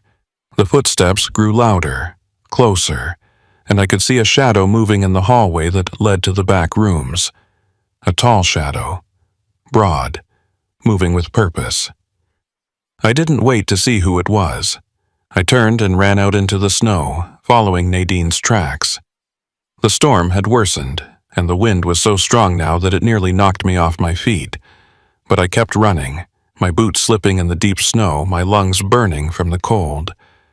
Behind me, I heard the door slam open again, heard the footsteps in the snow, and I knew, without looking back, that whoever it was, they were following me, and they were faster than I was. I could see Nadine ahead, just a dark shape against the white, and I pushed harder, trying to catch up. But the snow was too deep, and I was too slow. I stumbled, went down hard, and the flashlight flew from my hand, disappearing into the drifts. I scrambled to my feet, blind now, and kept running. The footsteps behind me were closer, so close I could hear the ragged breathing, feel the presence, and I knew that if I stopped, if I slowed down even for a second, it would be over. Nadine disappeared into the trees, and I followed, crashing through the underbrush, branches tearing at my jacket. The wind howled through the branches, and the darkness was absolute. I couldn't see where I was going, couldn't see anything. I just kept moving, kept running, and prayed that I wouldn't hit a tree or step off a cliff. And then, suddenly, the ground disappeared beneath my feet. I was falling, tumbling through the air, and then I hit something hard, and everything went black. I woke up to pain, sharp, immediate, radiating from my left shoulder and down my arm. My head throbbed, and when I tried to open my eyes, everything was blurry, doubled, spinning. I lay there for a moment, trying to remember where I was, what had happened, and then it came back in fragments. The station, Nadine, the footsteps, the chase, the fall. I forced my eyes open and looked around. I was lying at the bottom of a ravine, maybe 15 feet deep, surrounded by rocks and fallen branches. Snow was still falling, lighter now, and the sky above was a pale gray that suggested dawn wasn't far off. My shoulders screamed when I tried to move it, and I realized I'd dislocated it in the fall. I'd done it once before, years ago, and I remembered the feeling. The grinding. The wrongness. I sat up slowly, biting back a groan, and assessed the damage. My jacket was torn, my jeans were soaked through, and I'd lost one of my gloves somewhere in the snow. But I was alive. That was something. I looked up at the edge of the ravine, trying to figure out how I'd get back up, and that's when I saw her. Nadine. She was standing at the top, looking down at me, her face pale and drawn. For a moment, I thought she might leave, just turn around and disappear into the trees, but then she started climbing down, moving carefully, using the rocks and roots for handholds. When she reached the bottom, she crouched next to me and looked at my shoulder. "You're hurt," she said. It wasn't a question. "Dislocated," I said through gritted teeth. "Can you pop it back in?" She hesitated, then nodded. "I've done it before, but it's going to hurt." I laughed, a short, bitter sound. "Can't hurt worse than it already does." She positioned herself behind me, one hand on my shoulder, the other gripping my wrist. "On 3, she said. 1, 2. She didn't wait for 3. She yanked my arm hard, and I felt the joint snap back into place with a sickening pop. The pain was blinding, white hot, and I had to clamp my hand over my mouth to keep from screaming. But then, just as quickly, it faded to a dull ache. I flexed my fingers, testing, and nodded. "Thanks," I said. She stood and offered me her hand. I took it, letting her pull me to my feet, and we both stood there for a moment, catching our breath. "We need to move," she said. "He'll be looking for us." I nodded, even though every part of me wanted to just sit down and rest. "Who is he?" I asked. "And why the hell is he chasing us?" Nadine didn't answer right away. She started climbing back up the ravine, and I followed, using my good arm to pull myself up. When we reached the top, she paused and looked back toward the station. The building was barely visible through the trees, just a dark shape against the snow. "His name is Elwood Price," she said finally. "He was a ranger here, worked this station for almost 20 years. I felt a chill that had nothing to do with the cold. The name tag, the one I'd found in the desk. "Was?" I asked. "What happened to him?" Nadine started walking, and I fell into step beside her. "He disappeared in 2009, she said. "Same year all those hikers went missing. The Forest Service launched an investigation, but they never found anything. No body, no evidence. Just a station full of reports and a ranger who'd vanished into thin air. Eventually, they shut the place down and moved on. But some of us knew the truth, knew what really happened." She stopped and looked at me, her eyes hard. "Price didn't disappear. He never left. He's been here the whole time, living in the forest, hunting." I stared at her, trying to process what she was saying. "Hunting? Hunting what?" She gestured toward the trees. "People, hikers, campers, anyone who wanders too close to the station. He brings them back, keeps them, and when he's done with them, he buries them somewhere out here where nobody will ever find them." My stomach turned. "How do you know all this?" I asked. "How do you know it's him?" Nadine's expression darkened. "Because I was one of them," she said. "One of the ones he took. Back in 2009. I was hiking the Pacific Crest Trail with my sister. We stopped at the station to refill our water, and Price offered to show us a shortcut, said it would save us half a day. We followed him into the forest, and that's when he turned on us." She paused, her jaw working like she was chewing on something bitter. "He had a gun. Made us walk for hours, deeper and deeper into the mountains. My sister tried to run, and he shot her, just like that. Didn't hesitate. Didn't say a word. Just pulled the trigger and kept walking. I thought I was next. Thought he'd kill me too. But he didn't. He brought me to a cabin, old, falling apart. And he locked me inside. Kept me there for 3 days, no food, no water. Just darkness and cold. And then, on the 4th day, he just left, didn't say why, didn't explain. He just walked out and never came back." I felt sick. "How did you get out?" I asked. She looked down at her hands. "I broke a window. Cut myself pretty bad, but I didn't care. I just ran until I found a road, and then a ranger patrol picked me up. I told them everything. Told them about Price, about my sister, about the cabin. But when they went looking, they couldn't find it. Couldn't find her body. Couldn't find any evidence that what I said was true. They thought I was crazy. Thought I'd made it up. Eventually, they stopped looking. Stopped caring. And I was left with nothing but nightmares and questions." We walked in silence for a while, the snow crunching under our boots. The forest was quiet now, the storm finally starting to ease. But the silence felt oppressive, like the trees themselves were listening. "So, why are you back here?" I asked. "If he's still out here, why would you come back?" Nadine stopped walking and turned to face me. "Because I need to know," she said. "Need to know what happened to my sister. Need to find her body. Need to prove that I wasn't crazy. That it really happened. I've been coming back every year since 2009. Searching. Looking for the cabin. Looking for any sign of her. And last night I finally found something." She reached into her pocket and pulled out a piece of fabric. It was torn, faded, covered in dirt and blood, but I could still see the pattern. A flower print. Delicate, feminine.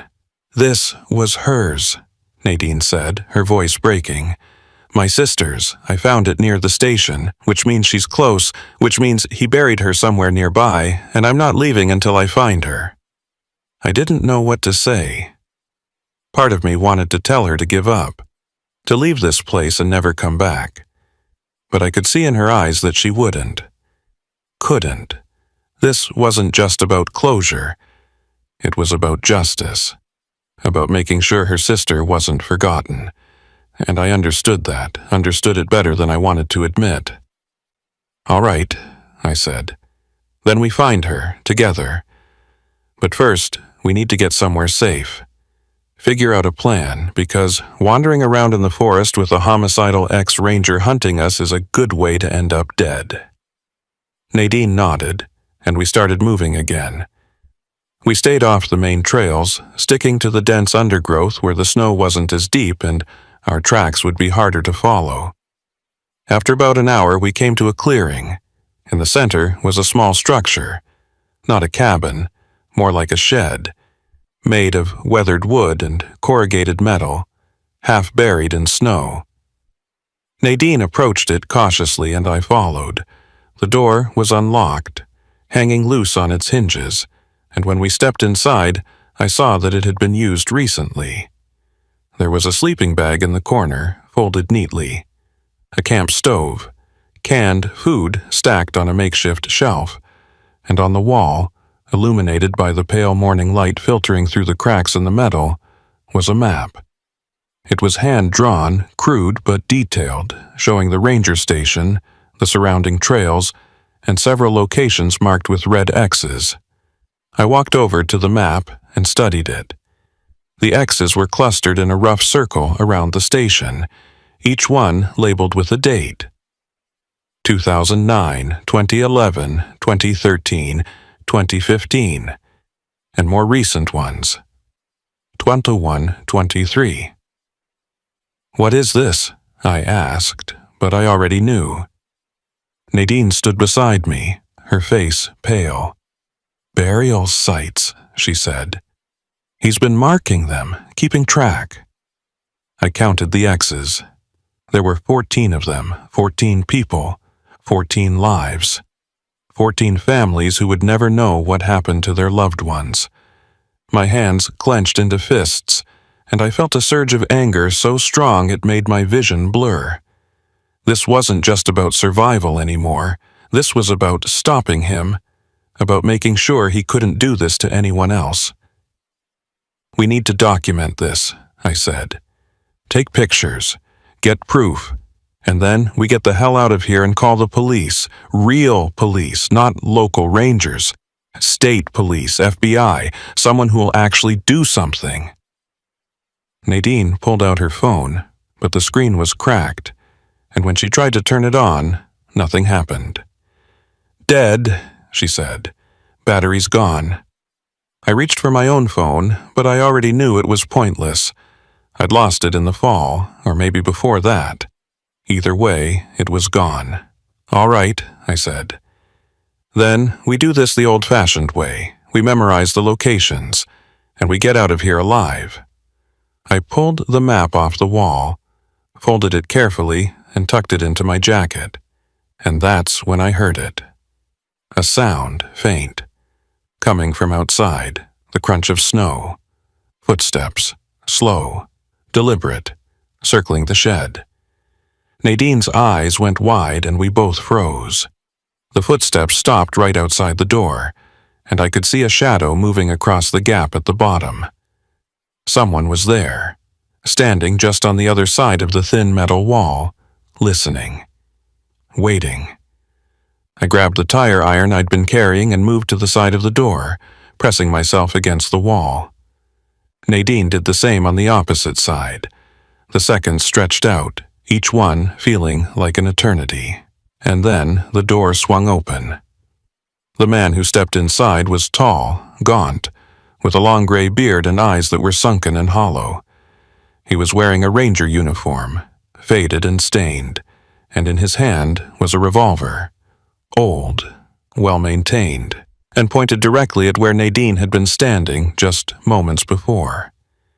He scanned the interior of the shed, his movements slow and methodical, and when he didn't see us, he stepped further inside. I didn't give him a chance to react.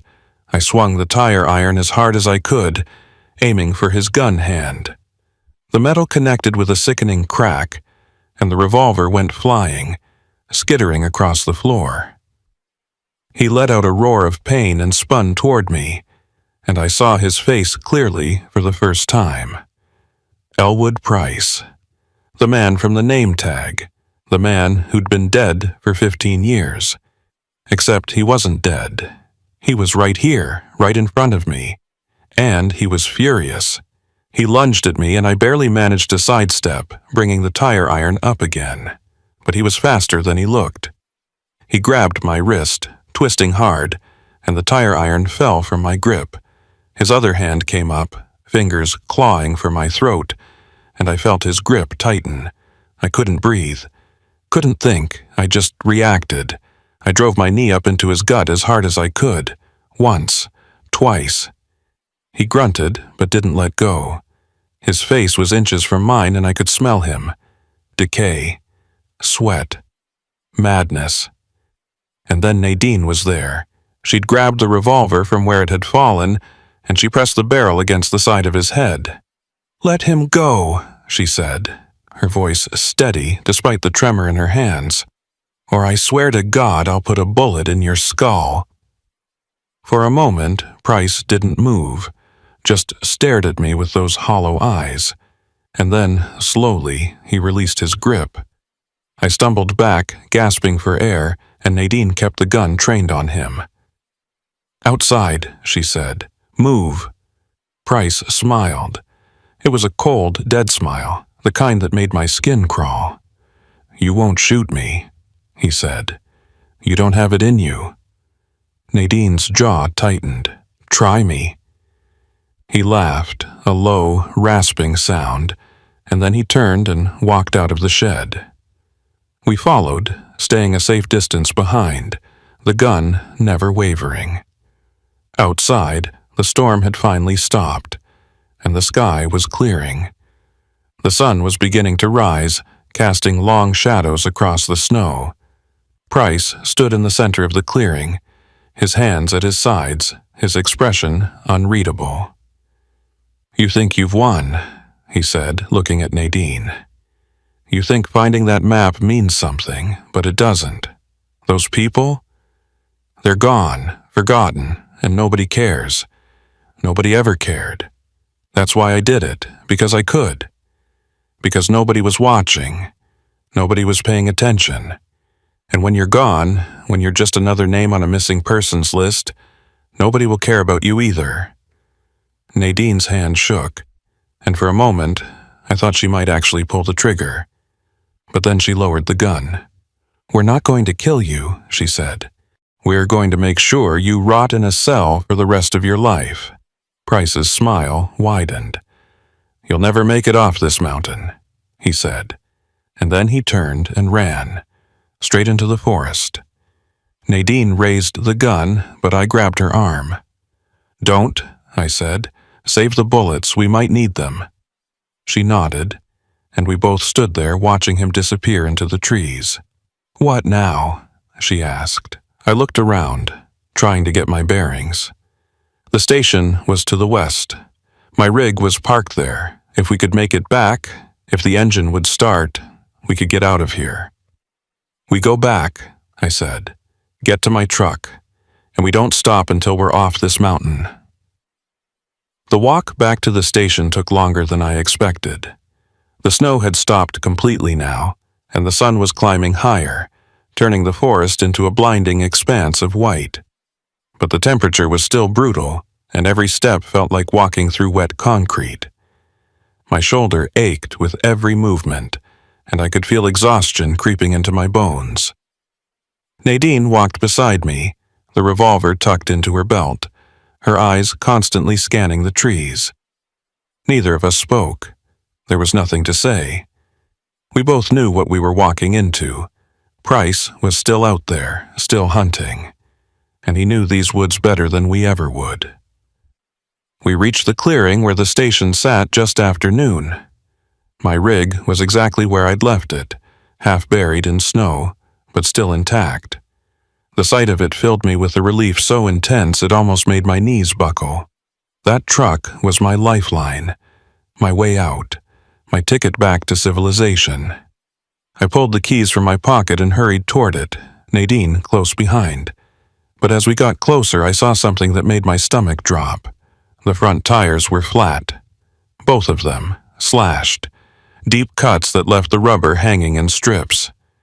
I walked around to the other side, already knowing what I'd find. The rear tires were the same, 4 flat tires, 4 deliberate cuts. Price had been here, had sabotaged my rig while we were out in the forest. Son of a bitch, I muttered, kicking one of the ruined tires. Nadine came up beside me, her face grim. He knew we'd come back here, she said, knew we'd try to leave. I looked at the station, then back at the rig. Without functional tires, the truck was useless, a 40-ton paperweight, but maybe there was still something I could use. I climbed up into the cab and started searching. The CB radio was dead. I tried the ignition, and while the engine turned over, it wouldn't do me any good without tires. I checked the glove box, under the seats, behind the panel, and then I found it. A flare gun, old, probably left by the previous driver but still loaded. I grabbed it along with 3 spare flares and climbed back down. Not much, I said, showing Nadine, but it's something. She nodded, better than nothing. I looked around the clearing, trying to think. We couldn't stay here. Price knew where we were, and it was only a matter of time before he came back, but we also couldn't just wander into the forest. Not without supplies. Not without a plan. The station, I said. We need to go back inside, find a radio, a phone, anything that can get us in contact with the outside world. Nadine hesitated. He might be in there, she said, waiting. I hefted the flare gun. Then we'll be ready. We approached the station carefully, moving in silence, every sense on high alert. The door was still open, swinging slightly in the breeze, and the fire I'd built earlier had long since gone out. I stepped inside first, the flare gun raised, and swept the room. Empty. The desk, the filing cabinet, the stove, everything was just as I'd left it, but something felt different. Wrong. And then I saw it. The papers on the desk had been moved, rearranged, and written across one of them in thick black marker was a message. You shouldn't have come back. Nadine saw it too, and I heard her breath catch. He was here, she whispered, while we were gone. I nodded, my grip tightening on the flare gun. Then we don't have much time. Search the place, find anything we can use, radio, phone, weapons, anything. We split up, Nadine taking the back rooms while I focused on the main office. I tore through the filing cabinet again, this time looking for anything that might help. Emergency protocols, contact numbers, radio frequencies. But most of the files were old, outdated, useless. And then I found something. A logbook. Dated 2009. The same year the disappearances started. The same year Price vanished. I flipped it open and started reading. The entries were mundane at first. Weather reports, visitor logs, maintenance notes. But as I got deeper, the tone changed. The handwriting became erratic, desperate, and the entries themselves became darker. Another one went missing today. Hiker, male, early 30s, last seen on the North Ridge Trail. Search party found nothing. How is that possible? How do people just vanish? And then a few pages later, I know what's happening. I've seen him, out in the forest, watching, waiting. But nobody believes me. They think I'm losing it. Maybe I am. Maybe this place is making me crazy. And finally, the last entry, dated October 14th, 2009. I can't do this anymore. I can't keep pretending everything is fine. People are dying, and I'm the only one who knows why. I'm going to find him, going to stop him, even if it means I don't come back. The entry ended there. No signature, no follow-up. Just those final words, and then nothing. I closed the logbook, my hands shaking. This wasn't Price's doing, or at least not entirely. He'd been investigating the disappearances, had seen something, someone, and then he'd gone into the forest and never returned, which meant there was someone else, someone who'd been here even longer, someone who'd turned Price into what he was now. Gideon, Nadine's voice, sharp and urgent, cut through my thoughts. I dropped the logbook and hurried to the back room. She was standing in front of a door I hadn't noticed before, half hidden behind a stack of storage boxes. The door was open, revealing a staircase leading down into darkness. "What is this?" I asked. Nadine shook her head. "I don't know, but look." She pointed to the wall next to the door. Scratched into the wood, barely visible, were words. Dozens of them, names, dates, messages. "Help us. He's down there. Don't go in." And at the bottom, carved deeper than the rest, Elwood Price, 2009. My blood ran cold. "He was trapped down there," I said. "Someone locked him in." Nadine nodded. "And whatever's down there, it's still there." We both stared at the staircase, the darkness yawning up at us like a mouth. Every instinct told me to close the door, to leave this place and never look back. But I couldn't, because if there were answers down there, if there was proof of what had happened, then I needed to see it. Needed to know. "I'm going down," I said. Nadine grabbed my arm. "That's insane." I looked at her.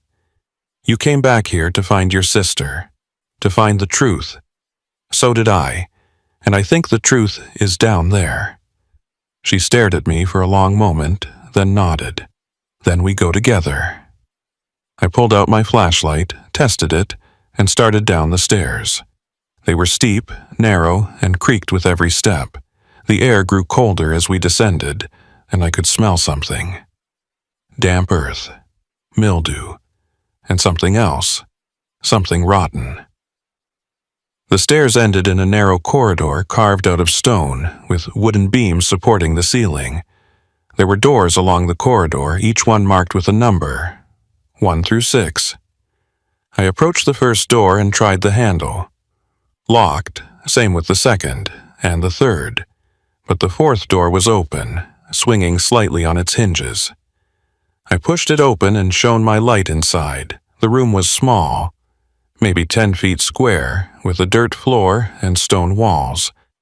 And in the center, lying on the ground, was a body. I stepped inside, forcing myself to look closer. The body was old, decomposed, barely recognizable, but I could see the remnants of clothing, hiking gear, and a backpack, still strapped to the skeletal remains. Nadine came up beside me, her hand over her mouth. "Is it her?" I asked quietly. She shook her head. "No, my sister was wearing different clothes." I moved to the backpack and carefully unzipped it. Inside were personal effects, a wallet, an ID card. I pulled it out and read the name. Daniel Kelton, age 27. One of the missing hikers from the files I'd seen upstairs. We moved to the next room, another body, and the next, each one a victim. Each one someone who'd come to this mountain and never left. By the time we reached the 6th door, I'd counted 5 bodies. 5 people who'd been locked down here and left to die. Nadine was pale, her breathing shallow, and I could see her struggling to keep it together. "We need to get out of here," she said. "We need to get help." I nodded, but before we could move, I heard something. A sound, faint, coming from further down the corridor, beyond the 6th door. I turned and saw that the corridor didn't end. It kept going, sloping downward, disappearing into the darkness. And from somewhere deep in that darkness came the sound again, a voice. Low, rasping, barely human. "Nadine." The voice called her name, and she froze, her eyes wide. "That's impossible," she whispered. "That's her. That's my sister." Before I could stop her, she was running, down the corridor, into the darkness. I cursed and ran after her, my flashlight beam bouncing wildly. The corridor opened into a larger chamber, and in the center, illuminated by a single shaft of light from a crack in the ceiling, was a cage. Makeshift, constructed from metal poles and wire. And inside the cage, huddled against the far wall, was a woman. She was emaciated, her clothes hanging off her frame, her hair matted and filthy. But when she looked up, I saw her face, and I saw the resemblance. She had Nadine's eyes, Nadine's nose. This was her sister. "Katie!" Nadine's voice broke, and she rushed to the cage, grabbing the wire, shaking it. "Katie, it's me. It's Nadine. I'm here. I'm going to get you out." Katie stared at her, and for a moment there was no recognition, just emptiness. But then her eyes focused, and she started to cry. "Nadine?" she whispered. "Is it really you?" Nadine nodded, tears streaming down her face. Yes, it's me. I'm here. I'm going to get you out." I moved to the cage and examined the lock. It was old, rusted, but solid. I'd need tools to break it, or a key. "Where's the key?" I asked Katie. She shook her head. "He has it. He always has it." "Who?" I asked, but I already knew. "Price?" Katie shook her head again. "No, not Price, the other one. The one who brought us here, the one who keeps us." My stomach turned. "There's someone else?" Katie nodded. "He lives down here, in the dark. He's been here for years, decades. He brought Price down here first, kept him locked up, drove him mad, and then he let him go, sent him up to the surface to bring more people to feed him." I looked at Nadine, and I saw my own horror reflected in her eyes. Price wasn't the one running this operation. He was just a puppet, a hunter bringing prey back to his master. "Where is he?" I asked Katie. "Where is this other person?" She pointed deeper into the chamber, toward another tunnel I hadn't noticed. "In there? That's where he sleeps. That's where he keeps the ones who try to escape." I felt a chill run down my spine. "How many are there?" I asked. "How many people are still alive down here?" Katie's eyes filled with tears. "I don't know," she whispered. "I've lost count." I turned to Nadine. "We're getting her out of here right now." I grabbed the lock and pulled, using all my strength, but it wouldn't budge. I tried shooting the flare gun at it, but the lock held. Frustrated, I looked around for something, anything I could use as a tool, and that's when I heard it. Footsteps, coming from the tunnel Katie had pointed to. Slow, heavy, deliberate. Nadine heard it too, and she grabbed my arm.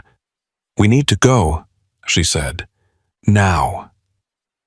But I couldn't leave Katie. Couldn't leave her locked in this cage after everything she'd been through. "I'm not leaving her," I said. The footsteps grew louder, and I could see a shape emerging from the tunnel. Tall, hunched, moving with an unnatural gait, and behind it I could see others, more shapes, more figures, all of them moving toward us. "Gideon, we have to go," Nadine said, her voice rising. "We can't fight them, not all of them." I looked at Katie, and she looked back at me, and in her eyes I saw acceptance. She knew we couldn't save her, not right now, not without help. "Go," she said. "Get help. Come back, please." I nodded, my throat tight, and grabbed Nadine's hand. We ran, back through the corridor, back up the stairs, back into the station. Behind us, I could hear them, the footsteps, the voices, growing louder, getting closer. We burst out of the station and into the clearing, and I slammed the door behind us, wedging a piece of wood under the handle to keep it shut. It wouldn't hold for long, but it would buy us time. "What now?" Nadine asked, gasping for breath. I looked around, my mind racing. My rig was useless, the station was compromised, and we had no way to call for help. But we had one thing: the flare gun. "We signal for help," I said. "We fire the flares and hope someone sees them." I loaded the flare gun and aimed it at the sky. The flare shot up with a loud whoosh, arcing high above the trees before exploding in a brilliant red starburst. Then I fired another and another, 3 flares, 3 desperate signals. And then we waited. Minutes passed, then an hour. The sun was starting to dip toward the horizon, and I could feel hope slipping away. And then I heard it, the distant thrum of helicopter rotors. Faint at first, but growing louder. I looked up and saw it. A search and rescue chopper, painted bright orange, sweeping across the valley. I grabbed the last flare and fired it, and the chopper banked hard, heading straight for us. It landed in the clearing, snow whipping up in a blinding cloud, and 2 paramedics jumped out. "Are you injured?" one of them shouted over the noise of the rotors. "We're fine," I shouted back. "But there are people down there, in the station, underground. They need help." The paramedic nodded and spoke into his radio. Within minutes, more helicopters arrived. Police, Forest Service, medical teams. They swarmed the station, and I watched as they carried Katie out on a stretcher, alive but barely. Nadine ran to her, sobbing, and they held each other as the medics worked. I stood there, numb, watching the controlled chaos unfold around me. They found the other bodies, brought them up, counted them, and then they went deeper into the tunnels, looking for the others, looking for him. But they never found him. Whoever he was, whatever he was, he'd vanished. Disappeared into the mountain like a ghost. They found evidence, tools, supplies, a crude living space carved into the rock. But no person. No answers. Just more questions. Price was found 3 days later, frozen to death in a ravine about 5 miles from the station. The autopsy showed signs of prolonged malnutrition and exposure. He'd been living in the forest for years, surviving on whatever he could scavenge. But the real question, the one nobody could answer, was who had done this to him. Who had turned a dedicated ranger into a monster, and where that person was now. They kept me for 3 days. First at a hospital in Wenatchee, then at a police station in Seattle. Doctors checked my shoulder, my vitals, made sure I wasn't suffering from hypothermia or shock. Detectives asked questions. Hundreds of them. What did you see? Who did you see? Can you describe them? When did you first notice something was wrong? I answered as best I could, but the truth was I didn't have answers. Not the ones they wanted. I'd seen shapes in the dark, heard voices, found bodies, but the person responsible, the one pulling the strings, had vanished like smoke, and that seemed to frustrate them as much as it terrified me. Nadine was in a different room, giving her own statement. I didn't see her again until the 4th day, when they finally released us. She looked exhausted, hollow-eyed, like she hadn't slept since we'd come down from that mountain. We met in the parking lot of the station, neither of us quite sure what to say. Her sister Katie was still in the hospital, stable but traumatized, and the doctor said it would be months before she'd be ready to talk about what had happened to her. If she ever was. "Thank you," Nadine said finally, "for not leaving her, for helping me find her." I nodded. "I'm just glad she's alive." Nadine looked down at her hands. "The police don't believe half of what we told them. They think we're exaggerating, making things up. They found the bodies, sure. But the tunnels? The cage? They think Price did it all. that there was no one else, I felt a surge of frustration. We both saw him, heard him. He was real. Nadine nodded. I know, but without proof, without a body, they can't do anything. They've closed the case, ruled it as Price acting alone. And now they're telling us to move on, to forget. I looked at her, and I could see the same anger in her eyes that I felt. What are you going to do? I asked. She was quiet for a long moment. I'm going to stay with Katie, help her recover, and then, when she's ready, we're leaving Washington, going somewhere far away from these mountains, somewhere we can forget. She paused. What about you? I thought about my rig, still sitting up on that mountain, tires slashed, useless. Thought about the life I'd built driving those roads. And I realized I didn't want it anymore. Didn't want to be alone in the dark, wondering what was watching me from the trees. I don't know, I said honestly. Maybe I'll do the same. Find a new route, a new job, something that doesn't take me through places like that. Nadine reached out and squeezed my hand. Take care of yourself, Gideon. And then she walked away, and I watched her go, feeling like I was saying goodbye to more than just a person. I was saying goodbye to the part of me that thought I understood the world. That thought I knew what was out there in the dark. Because now I knew better. Now I knew that some places aren't meant to be understood. They're just meant to be avoided. I took a bus back to Spokane and spent a week in a cheap motel, trying to figure out my next move. My dispatcher called twice, asking when I'd be back on the road. I told him I needed time, told him I'd been through something and wasn't ready. He didn't push, didn't ask questions, just said to call when I was ready, but I wasn't sure I ever would be. I kept thinking about that station, about the tunnels, about the figure I'd seen emerging from the darkness, and the more I thought about it, the more convinced I became that it wasn't over. That whatever had been down there was still out there, still hunting, still waiting. 3 weeks after I got back, I received a package. No return address, just my name and the motel address written in neat, careful handwriting.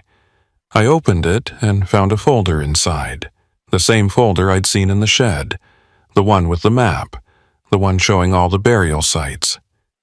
But there was something new.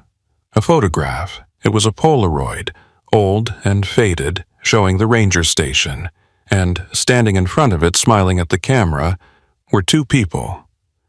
One was Elwood Price, younger, clean-shaven, wearing his ranger uniform. The other was a man I didn't recognize. Older, tall, with hollow eyes and a face that looked like it had been carved from stone. On the back of the photograph, written in the same careful handwriting, was a message. He's still watching. My blood ran cold.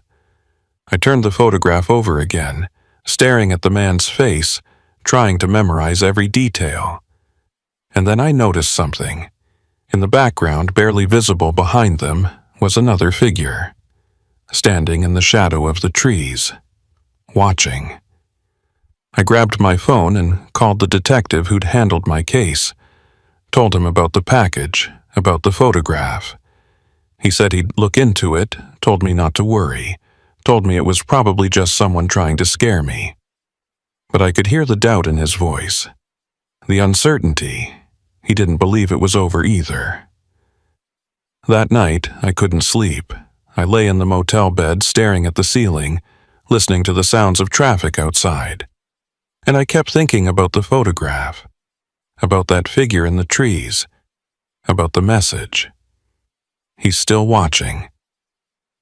I got up, turned on all the lights and sat by the window, watching the parking lot, watching the shadows, watching for any sign that I wasn't alone. But nothing moved, nothing happened. And eventually, as the sun started to rise, I convinced myself I was being paranoid, that it was just the trauma, just my mind playing tricks. But deep down, I knew better. I stayed in Spokane for another month, taking odd jobs, trying to rebuild some sense of normalcy. I avoided the mountains, avoided the forests, stuck to the cities, the highways, the places with lights and people. But I couldn't escape the feeling, that sensation of being watched, of being followed. I'd be walking down the street and suddenly feel eyes on me. I'd turn around and there'd be nothing, just crowds and cars and normalcy. But the feeling never went away. It was always there, lurking at the edge of my awareness, reminding me that I'd seen something I wasn't supposed to see, that I knew something I wasn't supposed to know. One night, I was at a truck stop outside Spokane, having dinner and trying to read the paper when I saw her, Nadine.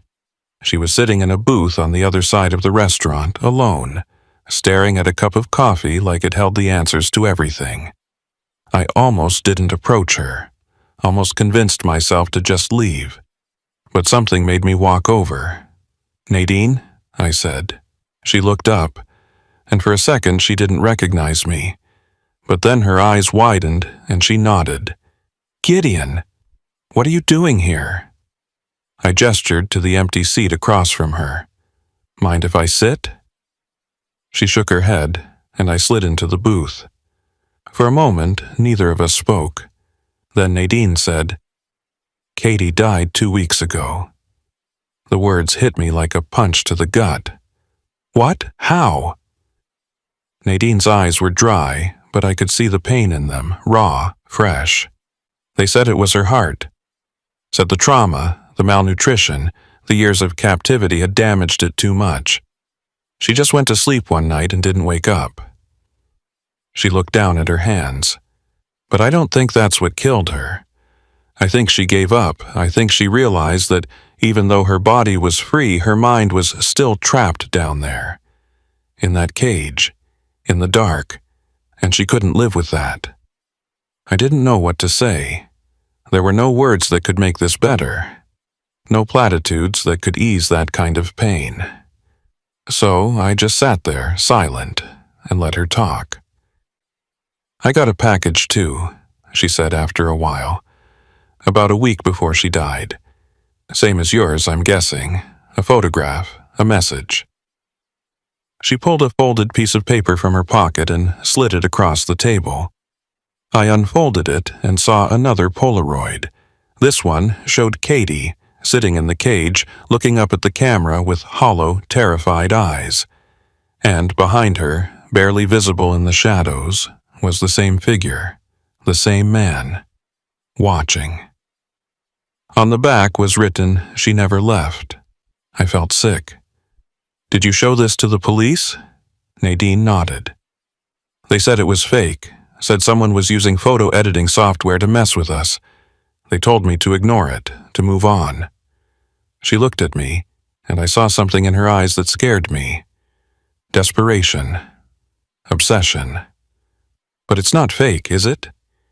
He's real, and he's still out there. I wanted to tell her she was wrong, that it was over, that we were safe, but I couldn't, because I didn't believe it myself. "What are you going to do?" I asked. Nadine folded the photograph and put it back in her pocket. "I'm going back," she said. "Back to the station, back to the tunnels, and I'm going to find him. I'm going to make him pay for what he did to Katie, for what he did to all of them." I stared at her, trying to find the words to talk her out of it. But before I could speak, she stood up. "You don't have to come," she said. "I know you've been through enough, but I need you to know. I need you to understand. I'm not stopping, not until he's dead or I am." And then she walked out, leaving me sitting there alone. I should have let her go, should have walked away and never looked back.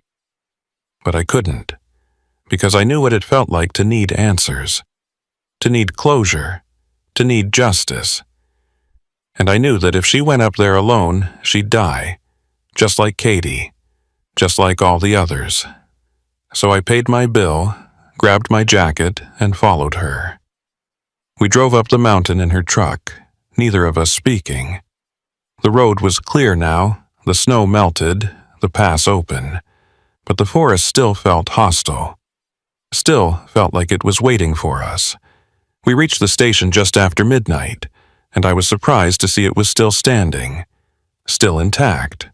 The door was boarded up, covered with warning signs and police tape, but Nadine tore them down without hesitation. We stepped inside, and I half expected to find it empty, abandoned, but it wasn't. The desk was still there, the filing cabinet, the stove, and on the wall, written in fresh black marker, was a message: "Welcome back."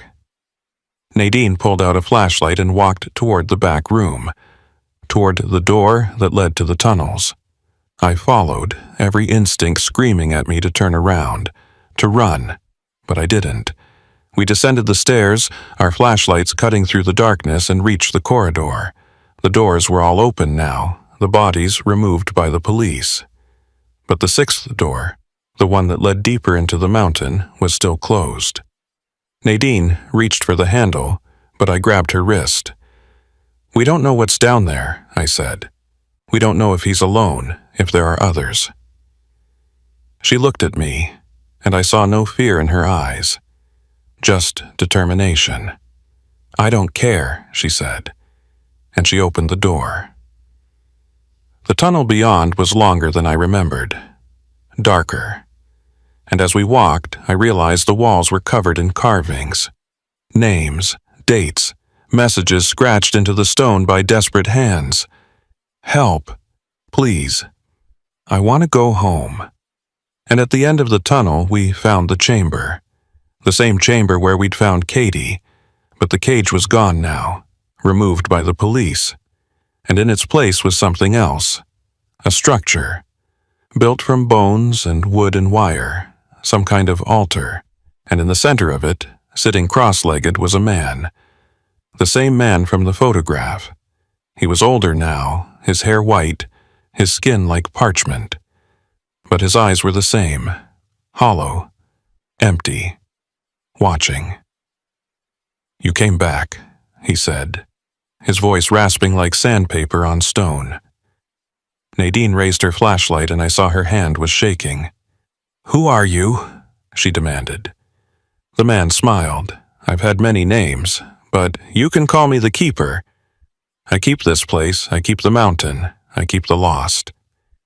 He gestured to the carvings on the walls.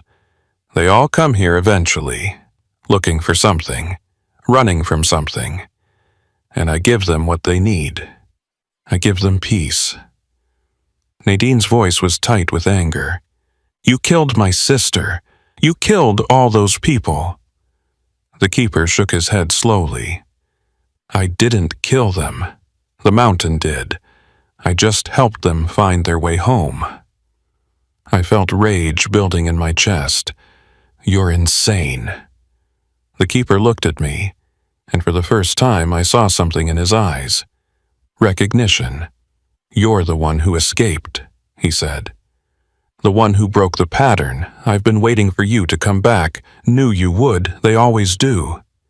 He stood, and I realized he was holding something. A knife. Long. Old. Stained. "The mountain demands balance," he said. "You took one of mine. Now I take one of you." And then he moved. Fast. Faster than someone his age should have been able to. He lunged at Nadine, the knife flashing in the beam of the flashlight. But she was ready. She sidestepped, and I heard the crack of a gunshot. The Keeper stumbled, clutching his chest, and fell to his knees. Nadine stood over him, the revolver in her hand, smoke curling from the barrel. "That's for Katie," she said, and then she fired again, and again, until the gun clicked empty. The Keeper collapsed, blood pooling beneath him, his eyes staring up at nothing. For a moment, we just stood there, breathing hard, trying to process what had just happened. And then I heard it. A sound coming from deeper in the tunnels. Voices, whispering, chanting. And I realized we weren't alone. There were others, more of them, living down here in the dark. Serving the mountain, serving him. "We need to go," I said, grabbing Nadine's arm. "Now!" We ran, back through the tunnel, back up the stairs, back into the station, and behind us I could hear them following, not chasing, just following. Like they knew we couldn't escape, like they knew we belonged here now. We burst out of the station and into the clearing, and I saw headlights. A truck, my truck, repaired, tires replaced, sitting right where I'd left it. I didn't question it, didn't think. I just ran to it, Nadine beside me, and we threw ourselves inside. I cranked the engine, and it roared to life. I threw it into gear and punched the gas, and we tore out of that clearing like demons were chasing us. And maybe they were. We didn't stop until we hit the highway, didn't speak until we were miles away from the mountain. And even then, all Nadine said was, "Is it over?" I looked at her, and I wanted to say yes, wanted to tell her that we'd won, that we'd killed the monster and everyone could sleep easy now, but I couldn't, because I knew the truth. I'd seen it in the keeper's eyes, in the carvings on the walls, in the voices that followed us. This wasn't over. It would never be over. The mountain was alive, and it was hungry, and it would keep taking people, keep luring them in, keep feeding, no matter how many keepers we killed, no matter how many bodies we found. It would never stop. Nadine never drove those mountains again. She moved to Arizona, got a job teaching, tried to build a new life. I heard she got married a few years later, had kids, found some measure of peace. I hope that's true. I hope she escaped, but I don't think she did. I think she's like me, marked, changed, forever looking over her shoulder, wondering if the mountain is calling her back. As for me, I'm still driving, still hauling loads across the country. But I avoid Washington now, avoid the Cascades, avoid any road that takes me too close to that place. And when I have to drive through mountains, through forests, through places where the trees press in and the darkness feels thick, I don't stop, don't rest, don't even slow down, because I know what's out there, know what's watching, know what's waiting. 3 months ago, I got another package, another photograph. This one showed the ranger station, empty, abandoned. But in the window, barely visible, was a face, pale, watching, and on the back, in that same careful handwriting, "The mountain remembers." I burned the photograph, burned the folder, burned everything connected to that place, but it didn't help, because I can still feel it. That pull, that call, telling me to come back, telling me I left something unfinished. And I know, deep down, that one day I will go back, not because I want to, but because I have to, because the mountain won't let me go until it has what it wants, until it takes what's owed. I see them sometimes, in truck stops, in diners, in parking lots. People who look lost, people who look haunted, people with that same hollow look in their eyes that Nadine had, that Katie had, that I have. And I wonder if they've been to the mountain too, if they've seen what I've seen, if they're running like I'm running. But I never ask, never speak to them, because I know the answer wouldn't change anything, wouldn't make it better, wouldn't make it stop. The mountain is patient, the mountain is eternal, and the mountain always gets what it wants. Elwood Price learned that.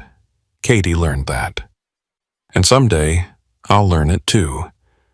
But until that day comes, I keep driving, keep moving, keep running, because that's all I can do. That's all any of us can do. Run and hope that we're fast enough, hope that we're lucky enough, hope that when the mountain finally calls us home, we have the strength to say no. But I don't think I will.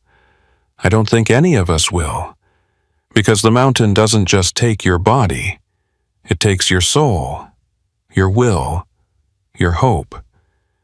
And once it has those, once it's marked you as its own, there's no escape, there's no freedom, there's only the road, the darkness, and the slow, inevitable pull back to the place where it all began, back to the tunnels, back to the cage, back to the mountain. And when I finally go back, when I finally can't resist anymore, I wonder what I'll find. Will Nadine be there? Will Katie? Will all the lost souls who've been taken over the years be waiting for me in the dark? I don't know, but I do know this. The ranger station is still there, the tunnels are still there, and somewhere in those tunnels, in the deepest, darkest part of the mountain, something is still alive. Still watching, still waiting. And it knows my name, it knows my face, and it knows that sooner or later I'll come back. Because we all come back. The mountain makes sure of that. And when we do, when we finally give in and walk back into that darkness, we don't come out again. We just become part of it, part of the mountain, part of the endless hunger that can never be satisfied. That's what I think about every time I drive through a mountain pass. Every time I see a ranger station, every time the road gets dark and lonely and the trees press in close. I think about the mountain, and I wonder if tonight's the night. If this is the road that will lead me back. If this is the moment I finally stop running. But not yet. Not tonight. Tonight, I keep driving, keep the pedal down, keep my eyes on the road ahead, and I try not to look in the mirrors. Try not to see what might be following me. Try not to hear the voice in the back of my mind, whispering, calling, telling me it's time to come home.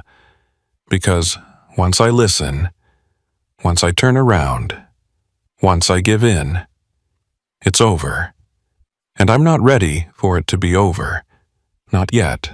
Not ever. So I drive, and I hope, and I pray that the mountain forgets about me, that it finds someone else, that it lets me go.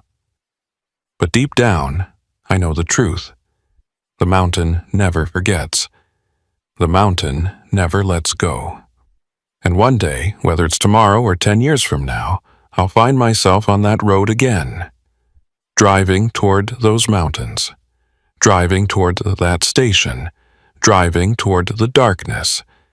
And when that day comes when I finally can't run anymore, I'll walk back inside, back down the stairs, back into the tunnels, and I'll join all the others who couldn't escape, who couldn't say no, who couldn't resist the call, and the mountain will finally have what it wanted all along. Highway 299 cuts through some of the most isolated country in Northern California. Dense redwood forests that block out the sun during the day and turn the road into a tunnel of absolute darkness at night.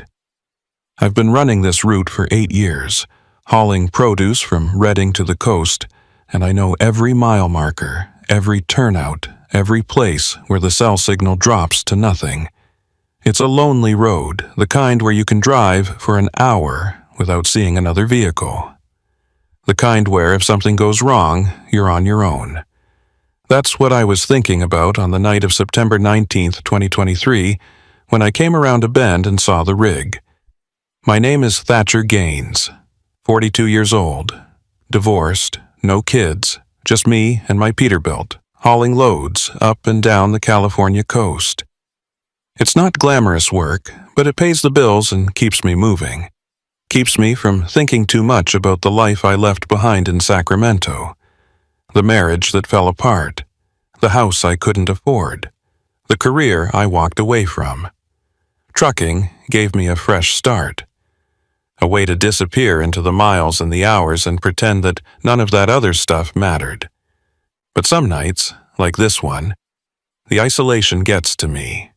Makes me wonder if disappearing was the right choice. If maybe I should have stayed and fought instead of running. The rig was parked on the shoulder about a quarter mile ahead. hazard lights flashing in the darkness. At first, I thought it was just another driver taking a break or dealing with a mechanical issue.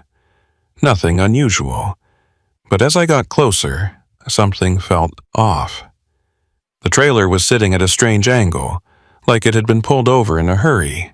The cab door was open, hanging loose, and I could see the dome light was on, but there was no one around. No driver, no movement. Just the truck, sitting there in the dark, hazards blinking like a distress signal. I eased off the throttle and pulled up behind it, leaving my own hazards on and my engine running. Standard procedure. Never shut down your rig until you know what you're dealing with. I grabbed my flashlight and stepped down from the cab, the cool night air hitting me like a wall. It was late September, and the temperature had already dropped into the 50s. My breath came out in faint clouds, and I could hear the sounds of the forest around me. Crickets, wind rustling through the redwoods, the distant hoot of an owl. But no human sounds, no voices, no footsteps. I walked toward the abandoned rig slowly, my flashlight beam cutting through the darkness, and called out, "Hey, anybody here? You need help." Nothing, just my own voice echoing back to me, thinner and weaker than it should have been. I reached the cab and shone my light inside. The interior was a mess, papers scattered across the floor. A thermos tipped over, coffee staining the seat. The keys were still in the ignition, and the engine was cold. Whoever had been driving this thing had left in a hurry, or been taken. I backed away from the cab and walked around to the trailer. It was a standard dry van, unmarked, with no company logos or identifying information. The rear doors were closed, but not locked. The padlock was hanging loose like someone had opened it and never bothered to secure it again. I stood there for a moment, debating. Every instinct told me to get back in my truck and call the highway patrol, let them deal with it. But curiosity got the better of me. I pulled the padlock free, unlatched the doors, and swung them open. The smell hit me first, sharp, chemical, with an underlying sweetness that made my stomach turn. I covered my nose and mouth with my jacket and shone my flashlight inside. The trailer was mostly empty.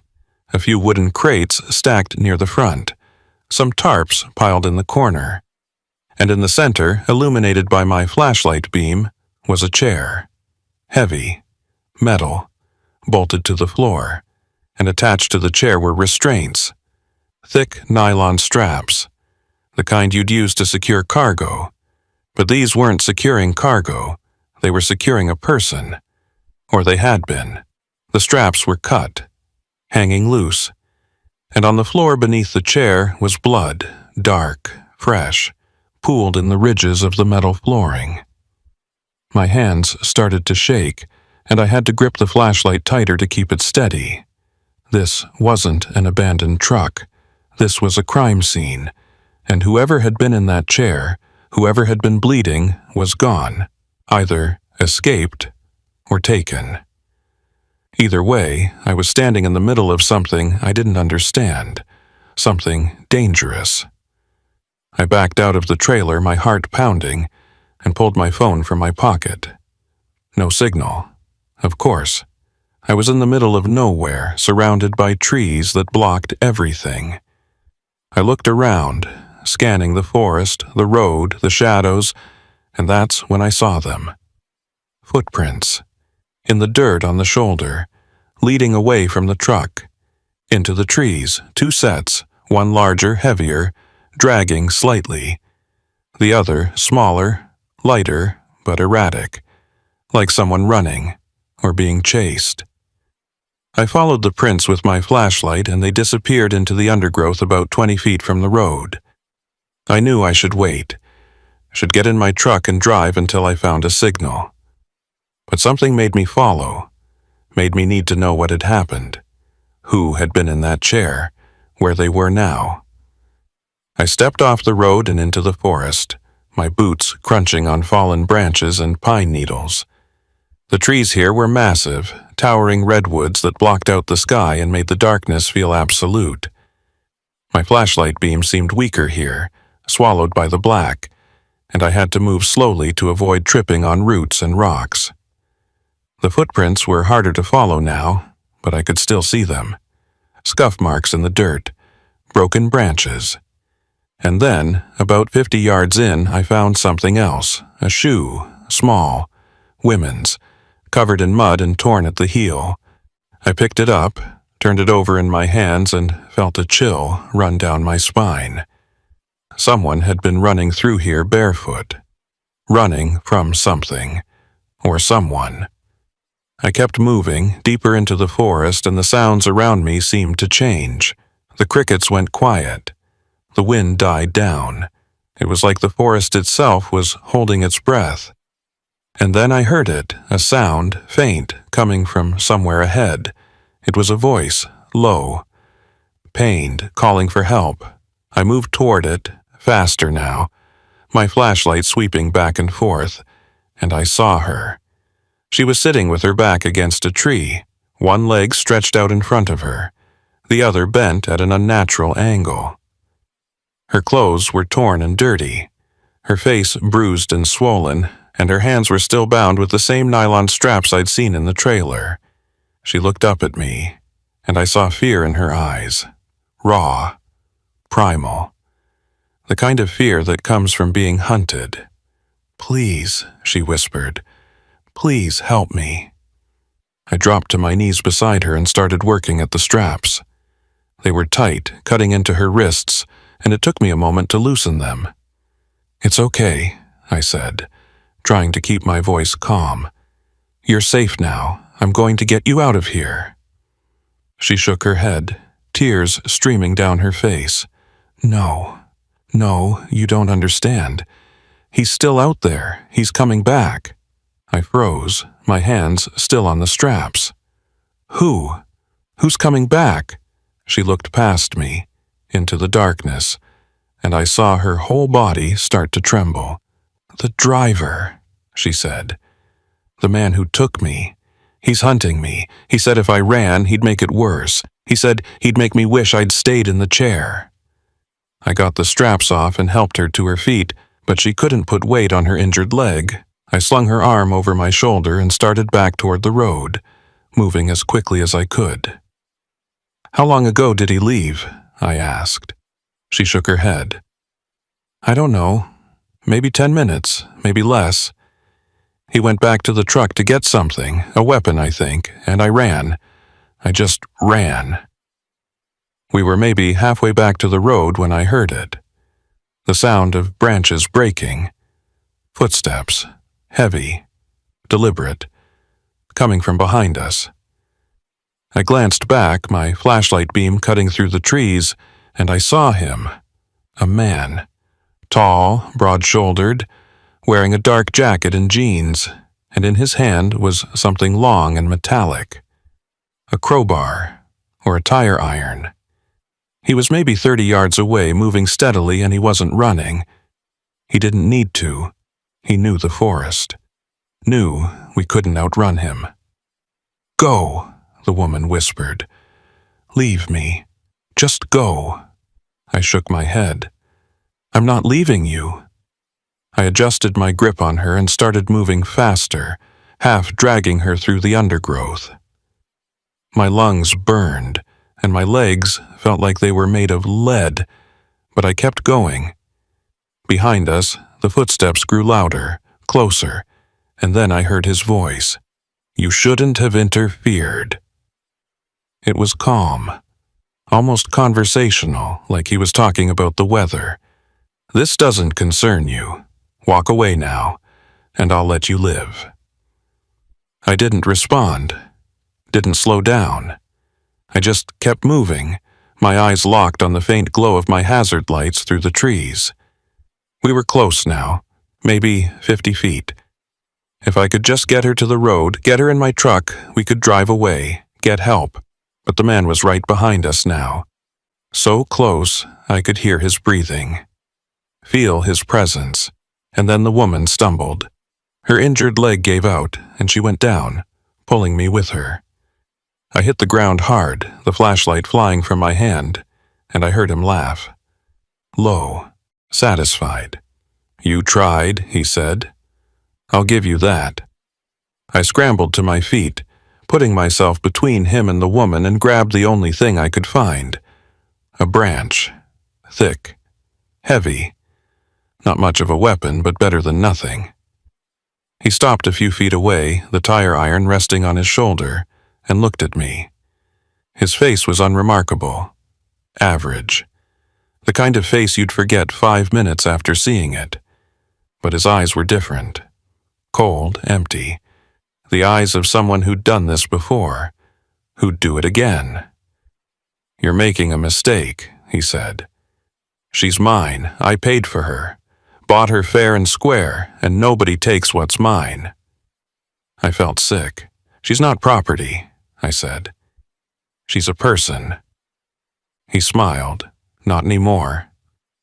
And then he moved, fast. Faster than I expected.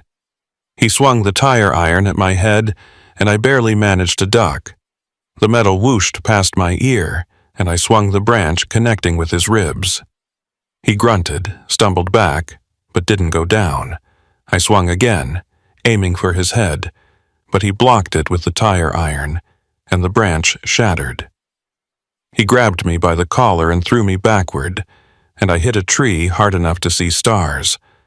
I was on the ground, dazed, trying to get up, when I heard the sound. A gunshot, sharp, deafening. It echoed through the forest, and for a moment everything went still. The man froze, the tire iron raised, and looked down at his chest. There was a hole there. Small, red, spreading. He dropped the tire iron and fell to his knees, his hands pressing against the wound, and then he toppled forward and didn't move. I looked up and saw the woman. She was standing, leaning against a tree, a revolver in her hand. Small. Old. The kind you'd keep in a glove box for emergencies. "I took it from the truck," she said, her voice shaking, "when he wasn't looking. I've been carrying it the whole time." I got to my feet, my head still spinning, and walked over to the man. I checked for a pulse. Nothing. He was dead. I looked at the woman, and she was staring at the body, the gun still in her hand, her expression blank. "Is he the only one?" I asked. She nodded slowly. "I think so. I never saw anyone else, just him." I took the gun from her gently and tucked it into my jacket. "We need to get out of here, get to my truck, call the police." She nodded again, and I helped her back toward the road. We moved slowly, carefully, and when we finally reached the shoulder, I could see my rig sitting there, hazards still flashing, engine still running. I helped her into the passenger seat and climbed in after her. My hands were shaking so badly I could barely grip the wheel. I drove for maybe 5 miles before I found a turnout with a signal. I pulled over, grabbed my phone, and called 911. The dispatcher answered on the second ring, and I told her everything. The abandoned truck, the trailer, the chair, the blood, the man, the woman, the shooting. She told me to stay where I was, that units were on the way, that I'd done the right thing. But as I sat there, waiting, watching the woman in my passenger seat stare out the window with those hollow, traumatized eyes, I didn't feel like I'd done the right thing. I felt like I'd stumbled into something I didn't understand. Something that was far from over. The police arrived 20 minutes later. 2 patrol cars, lights flashing, followed by an ambulance. They took the woman first, loading her onto a stretcher and asking her questions she could barely answer. Then they came for me. A deputy, middle-aged, with tired eyes and a notebook. He introduced himself as Reuben Lyle and asked me to walk him through what had happened. I told him everything, showed him the abandoned truck, the trailer, the chair, the blood. He wrote it all down, his expression unreadable, and when I finished, he closed his notebook and looked at me. "You're lucky to be alive," he said. "This guy, The one who's dead. We've been looking for him for 2 years. He's connected to at least 6 disappearances, maybe more. But we could never prove it, could never find the bodies. I felt a chill. 6? Lyle nodded. Young women. All of them last seen hitchhiking or walking alone on rural highways. All of them vanished without a trace. We suspected human trafficking, but we didn't have evidence, until now. He looked back at the trailer. This changes everything. We'll need you to come to the station tomorrow. Give a full statement. But for tonight, you can go, just don't leave the area. I nodded, climbed back into my truck and sat there for a long moment, trying to process what he'd said. 6 women. 6 lives. And the one I'd saved was just one of how many? How many others had been in that trailer? How many others had sat in that chair? How many others hadn't been lucky enough to escape? I drove to a motel in Weaverville and checked in for the night. But I didn't sleep. I just lay there staring at the ceiling, replaying everything in my mind. The abandoned truck, the blood, the woman's face, the man's empty eyes, and I kept thinking about what Lyle had said, that they'd been looking for him for 2 years, that there were at least 6 victims, and I wondered how many truckers had driven past that rig and never stopped, how many had seen it and kept going, how many had chosen not to get involved, and I realized that if I'd done the same, if I'd just called the highway patrol and kept driving, that woman would be dead, and nobody would ever know what had happened to her. The next morning, I drove to the sheriff's station in Weaverville. It was a small building, brick and concrete, tucked between a hardware store and a diner. Deputy Lyle was waiting for me in an interview room, a cup of coffee in front of him and a thick folder on the table. He gestured for me to sit, and I did, feeling the weight of exhaustion pressing down on me. I hadn't slept more than an hour, and every time I closed my eyes, I saw that chair, those straps, the blood on the floor. "Coffee?" Lyle asked, but I shook my head. He opened the folder and pulled out a photograph. It showed the woman I'd rescued, cleaned up now, her face less swollen, her eyes clearer. "Her name is Iris Hollander," he said. 28 years old, from Eureka. She went missing 3 weeks ago, disappeared while walking home from work. I stared at the photograph, trying to reconcile the battered, terrified woman I'd found in the forest with the smiling face looking back at me from the picture. "How is she?" I asked. Lyle's expression was grim. "Physically, she'll recover. Broken ankle, some bruising, dehydration, but mentally?" He shook his head. "That's going to take a lot longer. She's been through hell. What that man did to her, what he was planning to do, it's the kind of thing that stays with you forever." He pulled out more photographs. Crime scene photos, the trailer, the chair, close-ups of the restraints, and then photos of other women, 6 of them, all young, all smiling in their pictures, all missing. "These are the other victims we know about," Lyle said. "All disappeared within the last 2 years, all from small towns along Highway 299 or Highway 36. All of them vanished without a trace. No witnesses, no evidence, just gone." He tapped one of the photos. "This is Marcy Dutton, age 23, disappeared 14 months ago outside Hayfork. Her car was found abandoned on the shoulder, keys in the ignition, phone on the seat, just like the others." He moved to the next photo. "This is Leslie Brandt, age 19, vanished 8 months ago near Mad River. Last seen accepting a ride from a trucker at a gas station. Nobody got a plate number, nobody got a good look at the driver." I felt sick. "You think the same guy took all of them?" Lyle nodded. "We're sure of it. Same MO, same hunting ground. And now that we've got his body, we can run DNA, fingerprints, see if we can connect him to any of the scenes. But Gaines, I need to be straight with you. The man you killed last night, we don't know who he is. No ID, no wallet, no registration on the truck. His fingerprints aren't in any database. It's like he doesn't exist. I stared at him. How is that possible? Lyle leaned back in his chair. Because he was careful. Professional. This wasn't some random psychopath grabbing women on impulse. This was organized, planned. He had a system, a network, and I think he was working with others. The room suddenly felt colder. Others? Lyle pulled out another photograph. This one showed the interior of the trailer, but from a different angle. And on the wall, barely visible in the shadows, were marks. Scratches. Words carved into the metal. We found these when we processed the scene, Lyle said. Messages from the victims. Names, dates, pleas for help.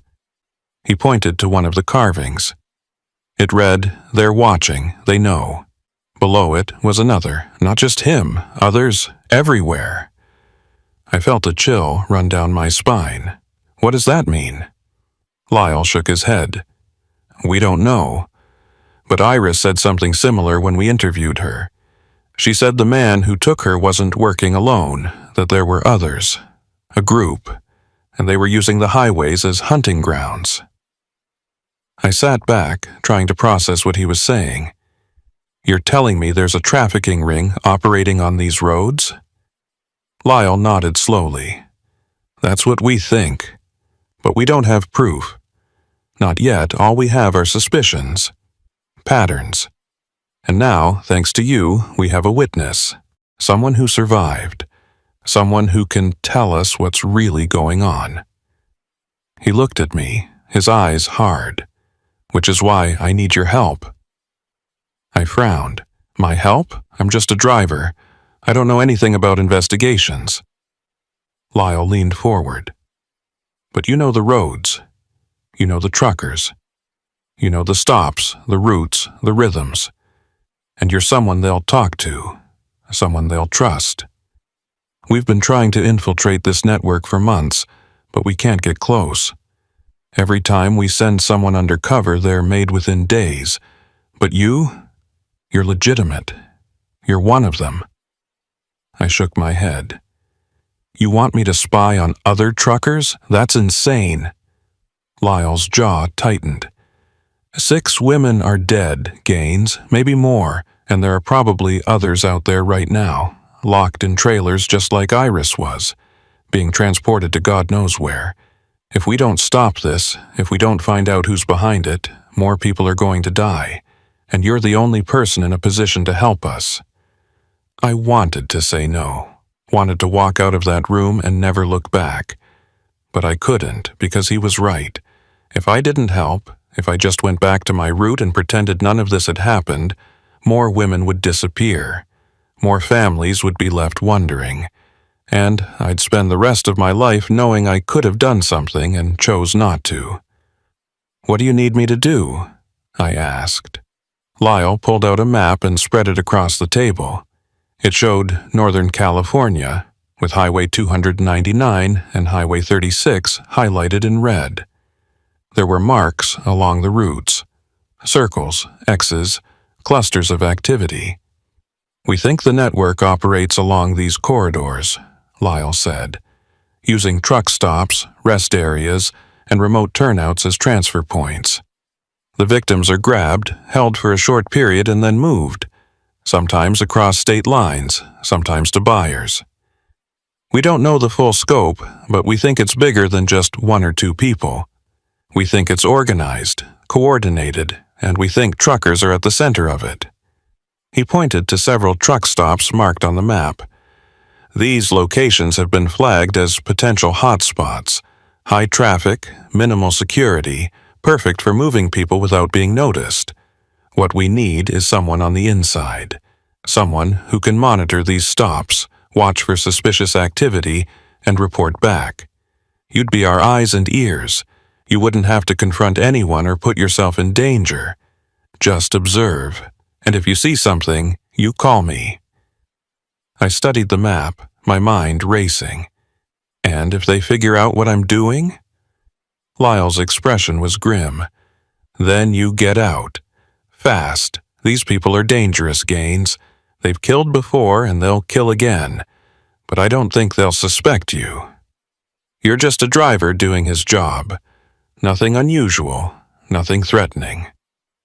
I nodded slowly, even though every instinct was screaming at me to refuse. "How long?"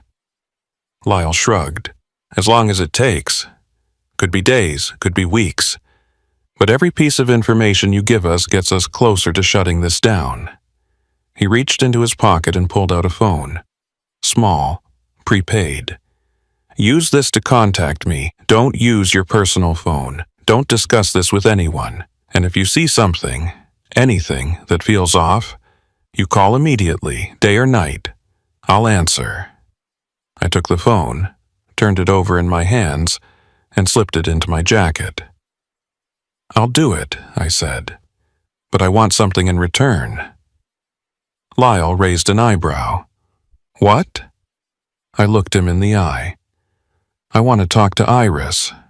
I want to hear her story. I want to know what she went through. Because if I'm going to risk my life doing this, I need to understand why." Lyle was silent for a moment, then nodded. "I'll arrange it." 2 hours later, I was sitting in a hospital room, waiting. The walls were pale green, sterile, and the air smelled like disinfectant and sadness. Iris was in the bed, her leg elevated, her hands wrapped in bandages. She looked smaller than I remembered, fragile, like a strong wind could blow her away. When she saw me, she tensed, and I saw fear flash across her face. "It's okay," I said quickly. "I'm not here to hurt you. I just wanted to see how you were doing. Make sure you were okay." She relaxed slightly, but her eyes stayed wary. "You're the one who found me," she said. It wasn't a question. I nodded. "Yeah, I'm Thatcher. Thatcher Gaines." She studied me for a long moment, then gestured to the chair beside the bed. "Sit." I did, and for a while, neither of us spoke. Finally, she said, "Thank you for stopping, for helping me. Most people wouldn't have." I shook my head. "I couldn't just drive past." She laughed, a bitter sound. "Most do. That's how he got away with it for so long. People see things, strange things, but they don't stop, don't ask questions. They just keep driving." She looked down at her hands. "I was one of them once. I saw a woman being dragged into a truck at a rest stop outside Reading. She was screaming, fighting, and I just sat there, watched. And then I drove away, told myself it wasn't my problem, that someone else would help." Her voice broke, and I saw tears streaming down her face. 2 weeks later, I saw her picture on the news. Missing. Presumed dead. And I realized I could have saved her, should have saved her, but I didn't. I was too scared, too selfish. And then, 3 weeks ago, it was my turn. I was walking home from work, and a truck pulled up beside me. The driver asked if I needed a ride. Said he was heading my way. I said no, but he insisted. And when I turned to walk away, he grabbed me, dragged me into the cab. And that was it. My life was over. She wiped her eyes. He kept me in that trailer for 3 weeks. Barely fed me. Barely gave me water. Just kept me tied to that chair, waiting. And every day, he'd come in and tell me about the others. The women he'd taken before me. What he did to them, where he sold them, how much they were worth. I felt sick. He sold them? Iris nodded. That's what he said. He worked for someone, a broker, someone who arranged the sales. He'd grab women off the highways, hold them for a few days, and then deliver them to buyers. Rich men, Criminals, people who wanted slaves. He said I was worth $10,000, said I'd fetch more if I stayed quiet and didn't fight. She looked at me, her eyes hollow. He was going to deliver me the night you found me. Was driving to a meeting point somewhere near the coast. But then I got the door open, got the restraints loose, and I ran. I knew he'd kill me if he caught me, but I didn't care. I'd rather die running than live like that. I didn't know what to say. There were no words that could make this better, no comfort I could offer. So I just sat there listening and let her talk. The deputy said you want to help, she continued, that you're going to try to find the others, the ones who are still out there. I nodded. I'm going to try. She reached out and grabbed my hand, her grip surprisingly strong. Be careful. These people, they're everywhere. Truckers, dispatchers, even cops. He told me that, said they had people in every state, people who looked the other way, people who helped. And if you cross them, they'll kill you. They won't hesitate, they won't care. You'll just be another body on the side of the road. I squeezed her hand gently. I'll be careful. She held my gaze for a moment longer, then let go. I hope so, because I don't want to see your picture on the news. I left the hospital feeling heavier than when I'd arrived. Iris's words echoed in my mind, and I couldn't shake the image of her sitting in that chair, waiting to be sold, waiting to disappear. I climbed into my truck, started the engine, and sat there for a long moment, staring at the prepaid phone Lyle had given me. This was real. This was happening, and I was now part of it, whether I liked it or not.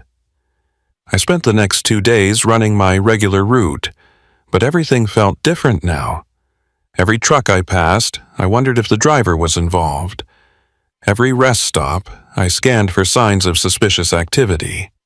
Every conversation with another trucker felt loaded, like they were sizing me up, trying to figure out if I knew something.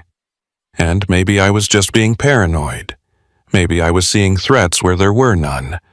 But I couldn't shake the feeling that I was being watched, that somewhere, someone knew what I was doing, and they were waiting for me to make a mistake. On the third day, I pulled into a truck stop outside Reading. It was one of the locations Lyle had marked on the map, a known hotspot. I parked my rig, killed the engine, and walked inside. The place was busy, filled with drivers grabbing coffee, checking their phones, talking shop.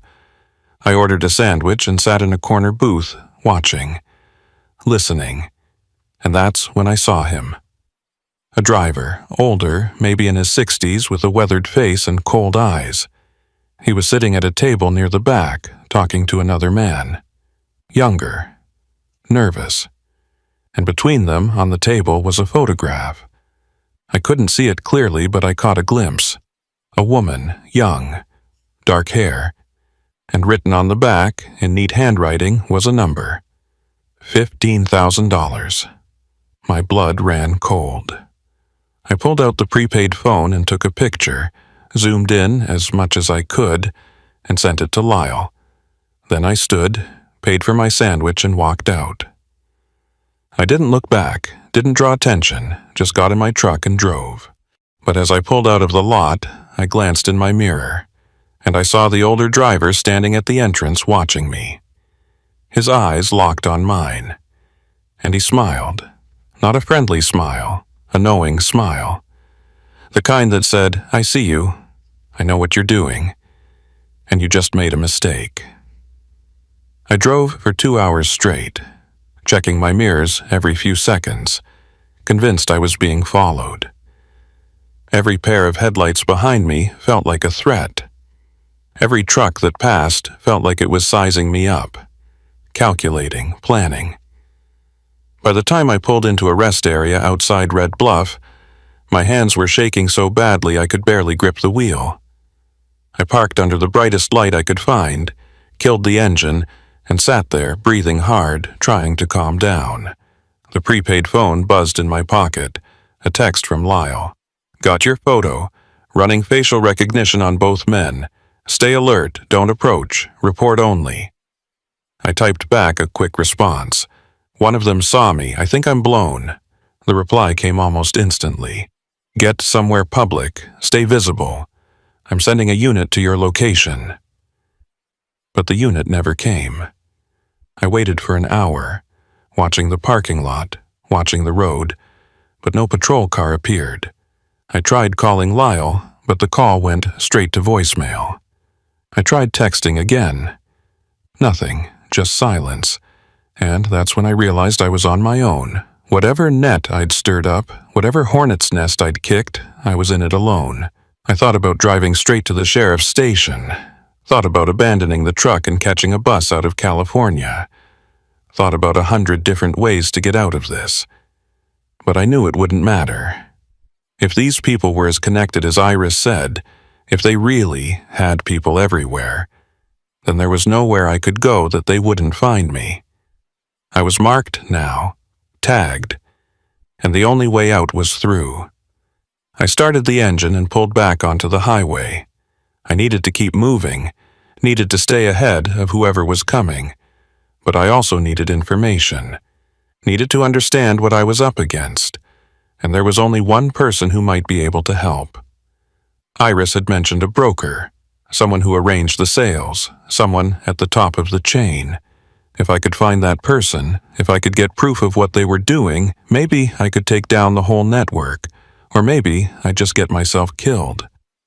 Either way, I had to try. I pulled out the map Lyle had given me and studied the marked locations.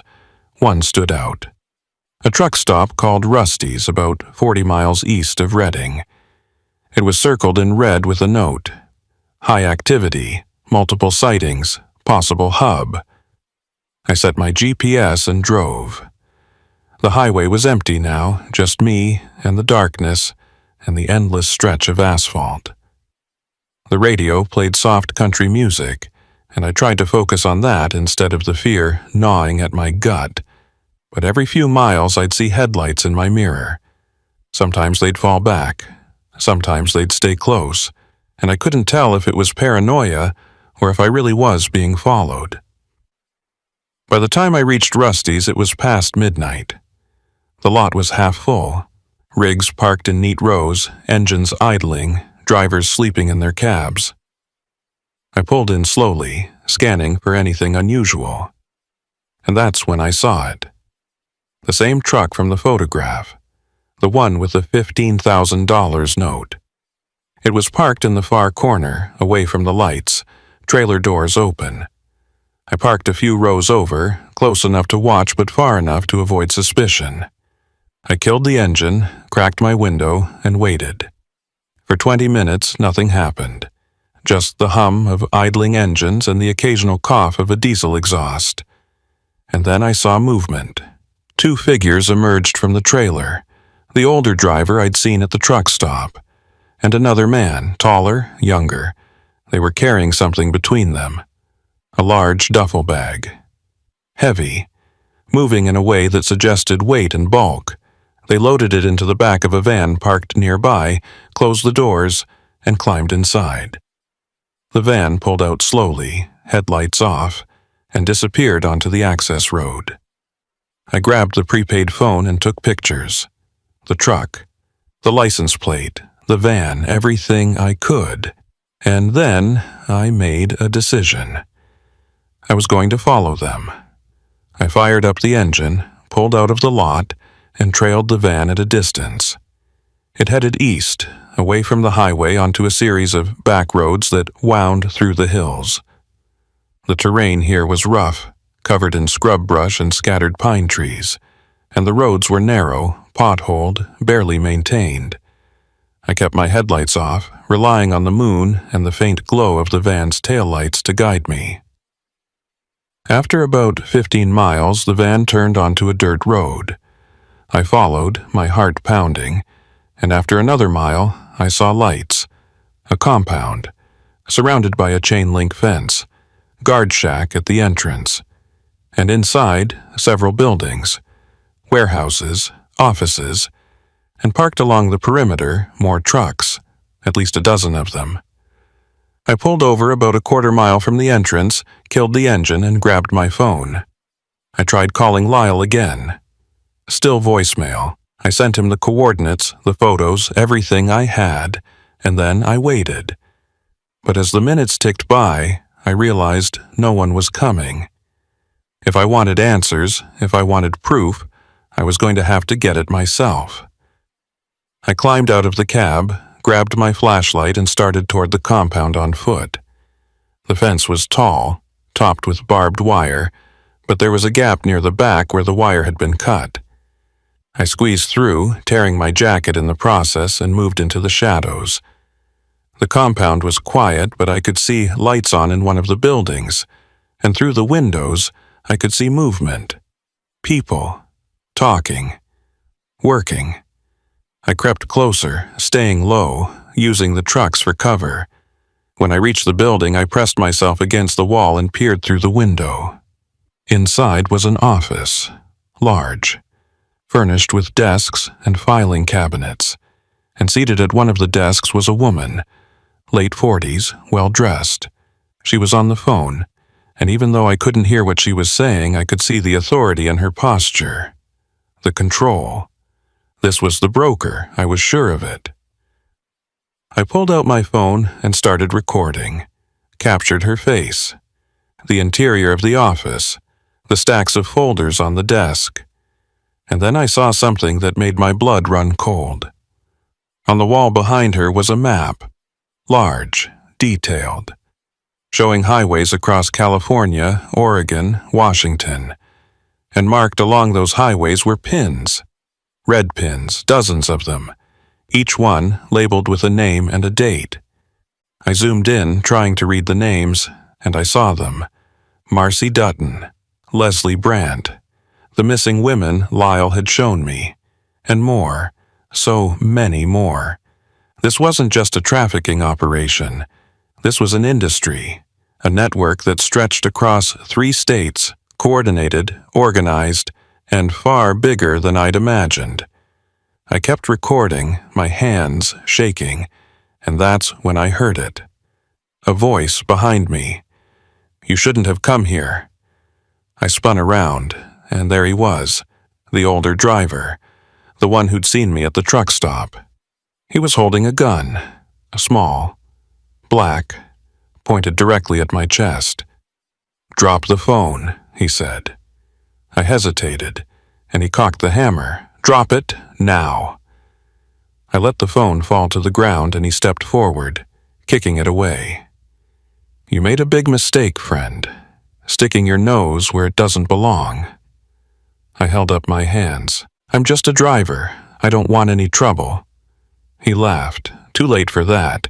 You're in the middle of trouble. And now you're going to disappear, just like all the others." He gestured with the gun. "Walk toward the warehouse." I walked, my mind racing, trying to think of a way out, but there wasn't one. Not with a gun at my back. Not surrounded by fences and guards. I was trapped. He marched me across the compound and into one of the warehouses. Inside, the air was cold and smelled like oil and metal. There were rows of crates stacked floor to ceiling, and in the center of the room was a chair. The same kind I'd seen in the trailer. Metal, bolted to the floor, with restraints. "Sit," the driver said. I shook my head. "No."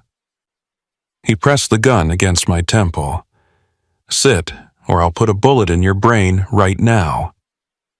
I sat. He secured the restraints around my wrists and ankles, pulling them tight enough to cut into my skin. And then he stepped back, admiring his work. "You know, you're not the first person to try to play hero," he said. "We've had cops, journalists, even a few truckers like you. All of them thought they could take us down. All of them ended up in a ditch somewhere." He pulled out his phone and made a call. "Yeah, it's me. We've got a problem. That driver from the truck stop, the one who took the pictures. He's here, at the compound." A pause. "Yeah, I know. I'll handle it. But the boss needs to see him first. Wants to make sure he didn't send the photos to anyone." He hung up and looked at me. "You're lucky. Most people don't get to meet the boss. But you're special. You killed one of ours, and that requires a personal touch." I didn't respond. Didn't give him the satisfaction.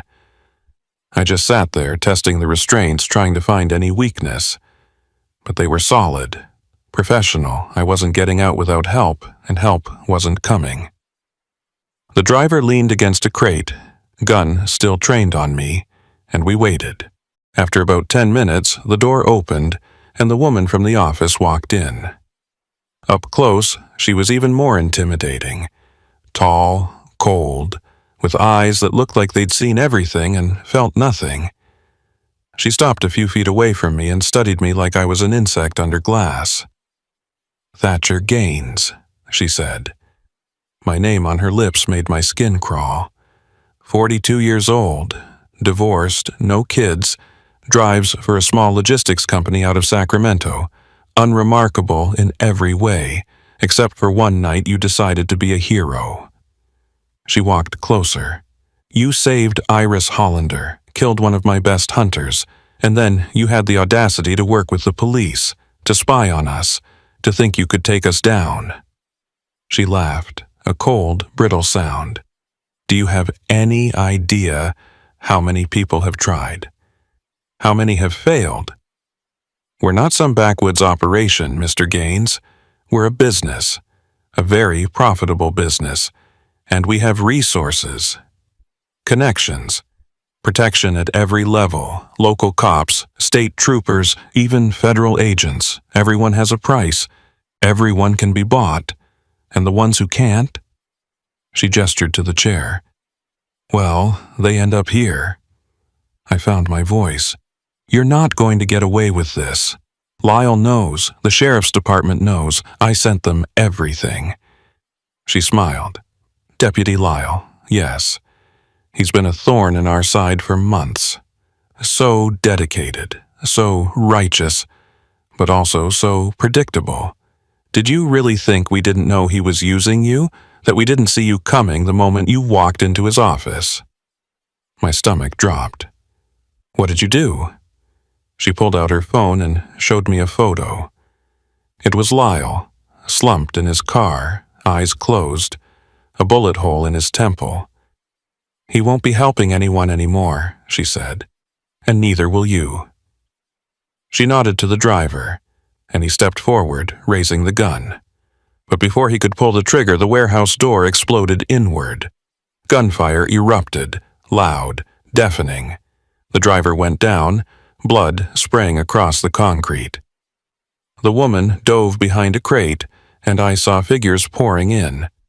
Men in tactical gear, FBI vests, DEA, Homeland Security. And leading them, limping but alive, was Lyle. His arm was in a sling, his face bruised, but he was alive. He saw me and moved toward the chair, pulling a knife from his belt and cutting the restraints. "You're okay," he said. "You're going to be okay." I stared at him, trying to process. "I thought you were dead. She showed me a photo." He pulled me to my feet. "That was her brother. Looked just like me. She tried to throw you off, make you think you had no backup. But we've been watching this place for weeks, waiting for the right moment, and you gave it to us." The woman was on the ground now, hands zip-tied behind her back, agents surrounding her. She looked up at me, and even in defeat there was no fear in her eyes, just cold calculation. "This doesn't end," she said. "You think taking me down stops it? There are others, always others. You'll spend the rest of your life looking over your shoulder, wondering who's watching, wondering who's next." Lyle grabbed her by the arm and hauled her to her feet. "Save it for the judge." He looked at me. "We need to get you out of here, get you checked out, debriefed." I nodded, but I couldn't tear my eyes away from the map on the office wall. All those pins, all those names. What about them? I asked. The women, the victims. What happens to them? Lyle's expression was grim. We'll do everything we can. Follow every lead. But Gaines, you need to understand. Most of them are already gone. Sold, shipped out of state, out of the country. We'll find some, save some, but not all. I felt a weight settle over me. Heavy. Suffocating. Then what was the point? What did any of this accomplish? Lyle put a hand on my shoulder. You saved one, Iris, and because of you, we took down a major hub, arrested 15 people tonight, seized records, names, routes. This network is going to crumble. It's going to take time, but it's going to crumble. And that's because of you. I wanted to feel relief, wanted to feel like a hero, but all I felt was exhaustion, and the nagging sense that this wasn't over, that somewhere out there, another truck was rolling down another highway, another woman was being taken, another life was being destroyed. The FBI processed the scene for hours. I sat in the back of an ambulance wrapped in a blanket, giving my statement to a dozen different agents. They asked the same questions over and over, and I answered mechanically, my mind elsewhere. When they finally let me go, it was almost dawn. Lyle drove me back to my truck, still parked at Rusty's. What now? I asked. He shrugged. Now you go home. Take some time off. Process what happened. And when you're ready, you come back. Keep driving, keep living, because that's how you win. You don't let them take that from you. I nodded, but I didn't believe him, because I knew the truth. They'd already taken something from me. They'd taken my peace, my sense of safety, my ability to look at another trucker without wondering. I climbed into my cab, started the engine, and drove. Back to Sacramento. Back to my apartment. Back to a life that felt foreign and empty. Iris called me a week later. She'd been released from the hospital and was living with her sister in Eugene. I wanted to thank you again, she said.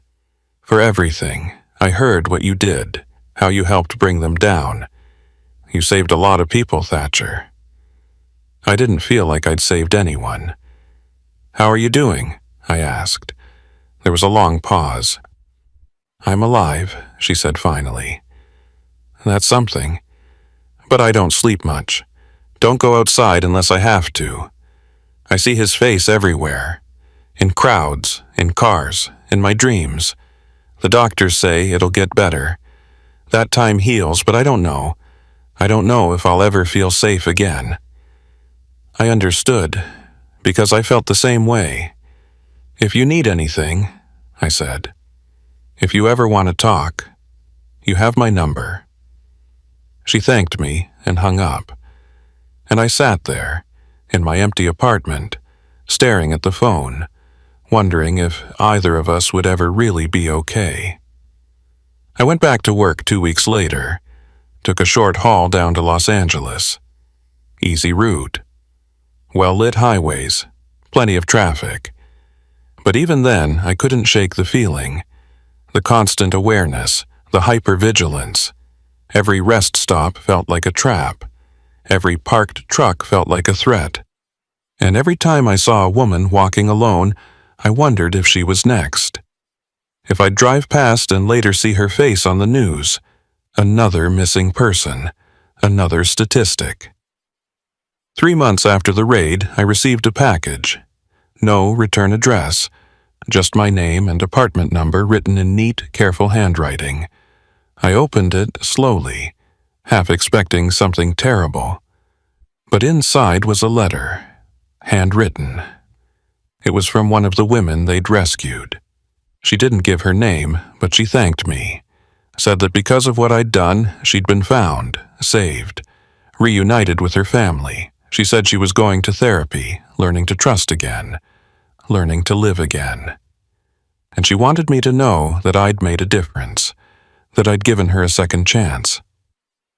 I read the letter 3 times, and for the first time since that night in the warehouse, I felt something other than fear. I felt hope, small, fragile, but real. But that hope didn't last long, because a week later I was at a truck stop outside Bakersfield, and I saw him.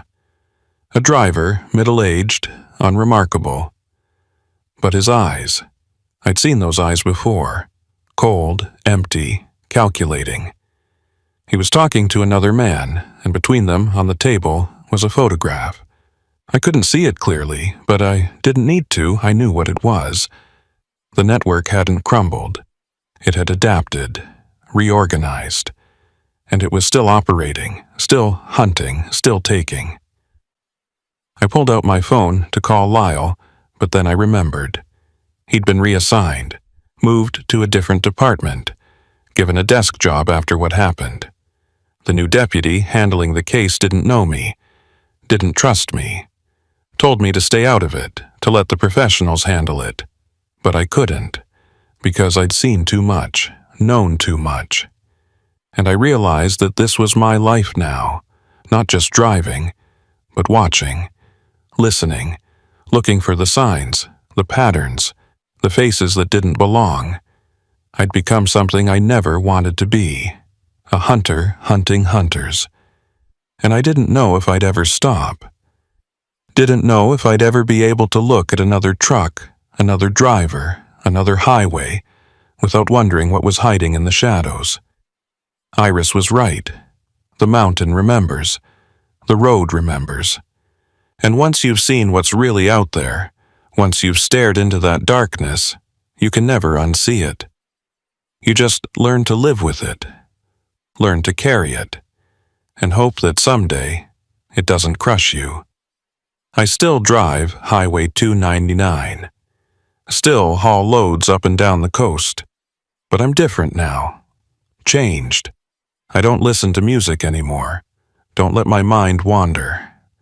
I stay alert, stay focused, and every time I pass an abandoned truck, every time I see someone on the shoulder, every time I notice something that doesn't feel right, I stop, I check, I call it in, because I know what's out there, know what's waiting in the dark, and I know that if I don't stop, if I don't check, if I don't do something, then I'm complicit. I'm part of the problem, and I can't live with that. Last month I found another one, a trailer, parked on a remote turnout. Doors open, chair inside. But this time it was empty. No victim, no blood. Just the chair and the restraints and a note taped to the seat. It read, "We know who you are, Thatcher Gaines. We know what you did, and we're watching, always watching. One day, you'll slip. One day, you'll let your guard down. And when that day comes, we'll be there, and you'll join all the others, the ones who thought they could stop us, the ones who thought they could win. You can't win, Thatcher. You can only run, and eventually, everyone stops running." I burned the note, called Lyle, even though he couldn't do anything, and then I got back in my truck and drove, because that's all I can do.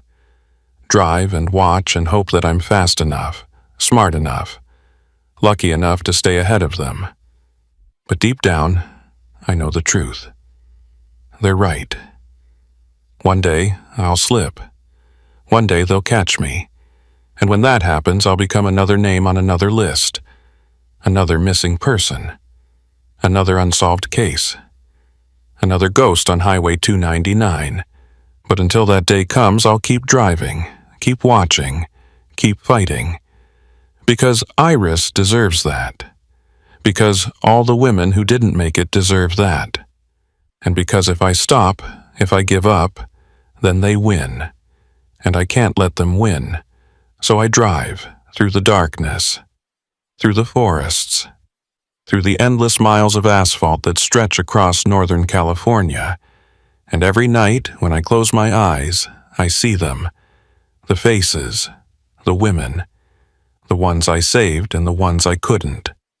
And I hear their voices calling to me, reminding me, telling me that this isn't over, that it will never be over, that the highway is alive and hungry, and it will keep taking, keep consuming, keep destroying, until there's nothing left.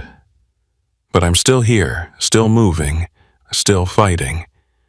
And as long as I'm behind this wheel, as long as I'm on this road, I'll keep looking, keep searching, keep hoping that maybe, just maybe, I can make a difference, that I can save one more, stop one more. And maybe that will be enough. But I don't think it will be, because the road doesn't care about heroes. The road doesn't care about justice. The road only cares about the miles. And the miles go on forever. And somewhere, out there in the darkness, on a highway I haven't driven yet, in a truck I haven't seen yet, someone is being taken. Someone is being hurt. Someone is disappearing. And I won't be there to stop it. Because I can't be everywhere. Can't save everyone. Can't stop the machine that grinds on, day after day, night after night, taking and taking and taking until there's nothing left but empty roads and forgotten names and the ghosts of the ones who never made it home. That's what I think about when I drive now, not the miles I've covered or the loads I've delivered or the life I left behind.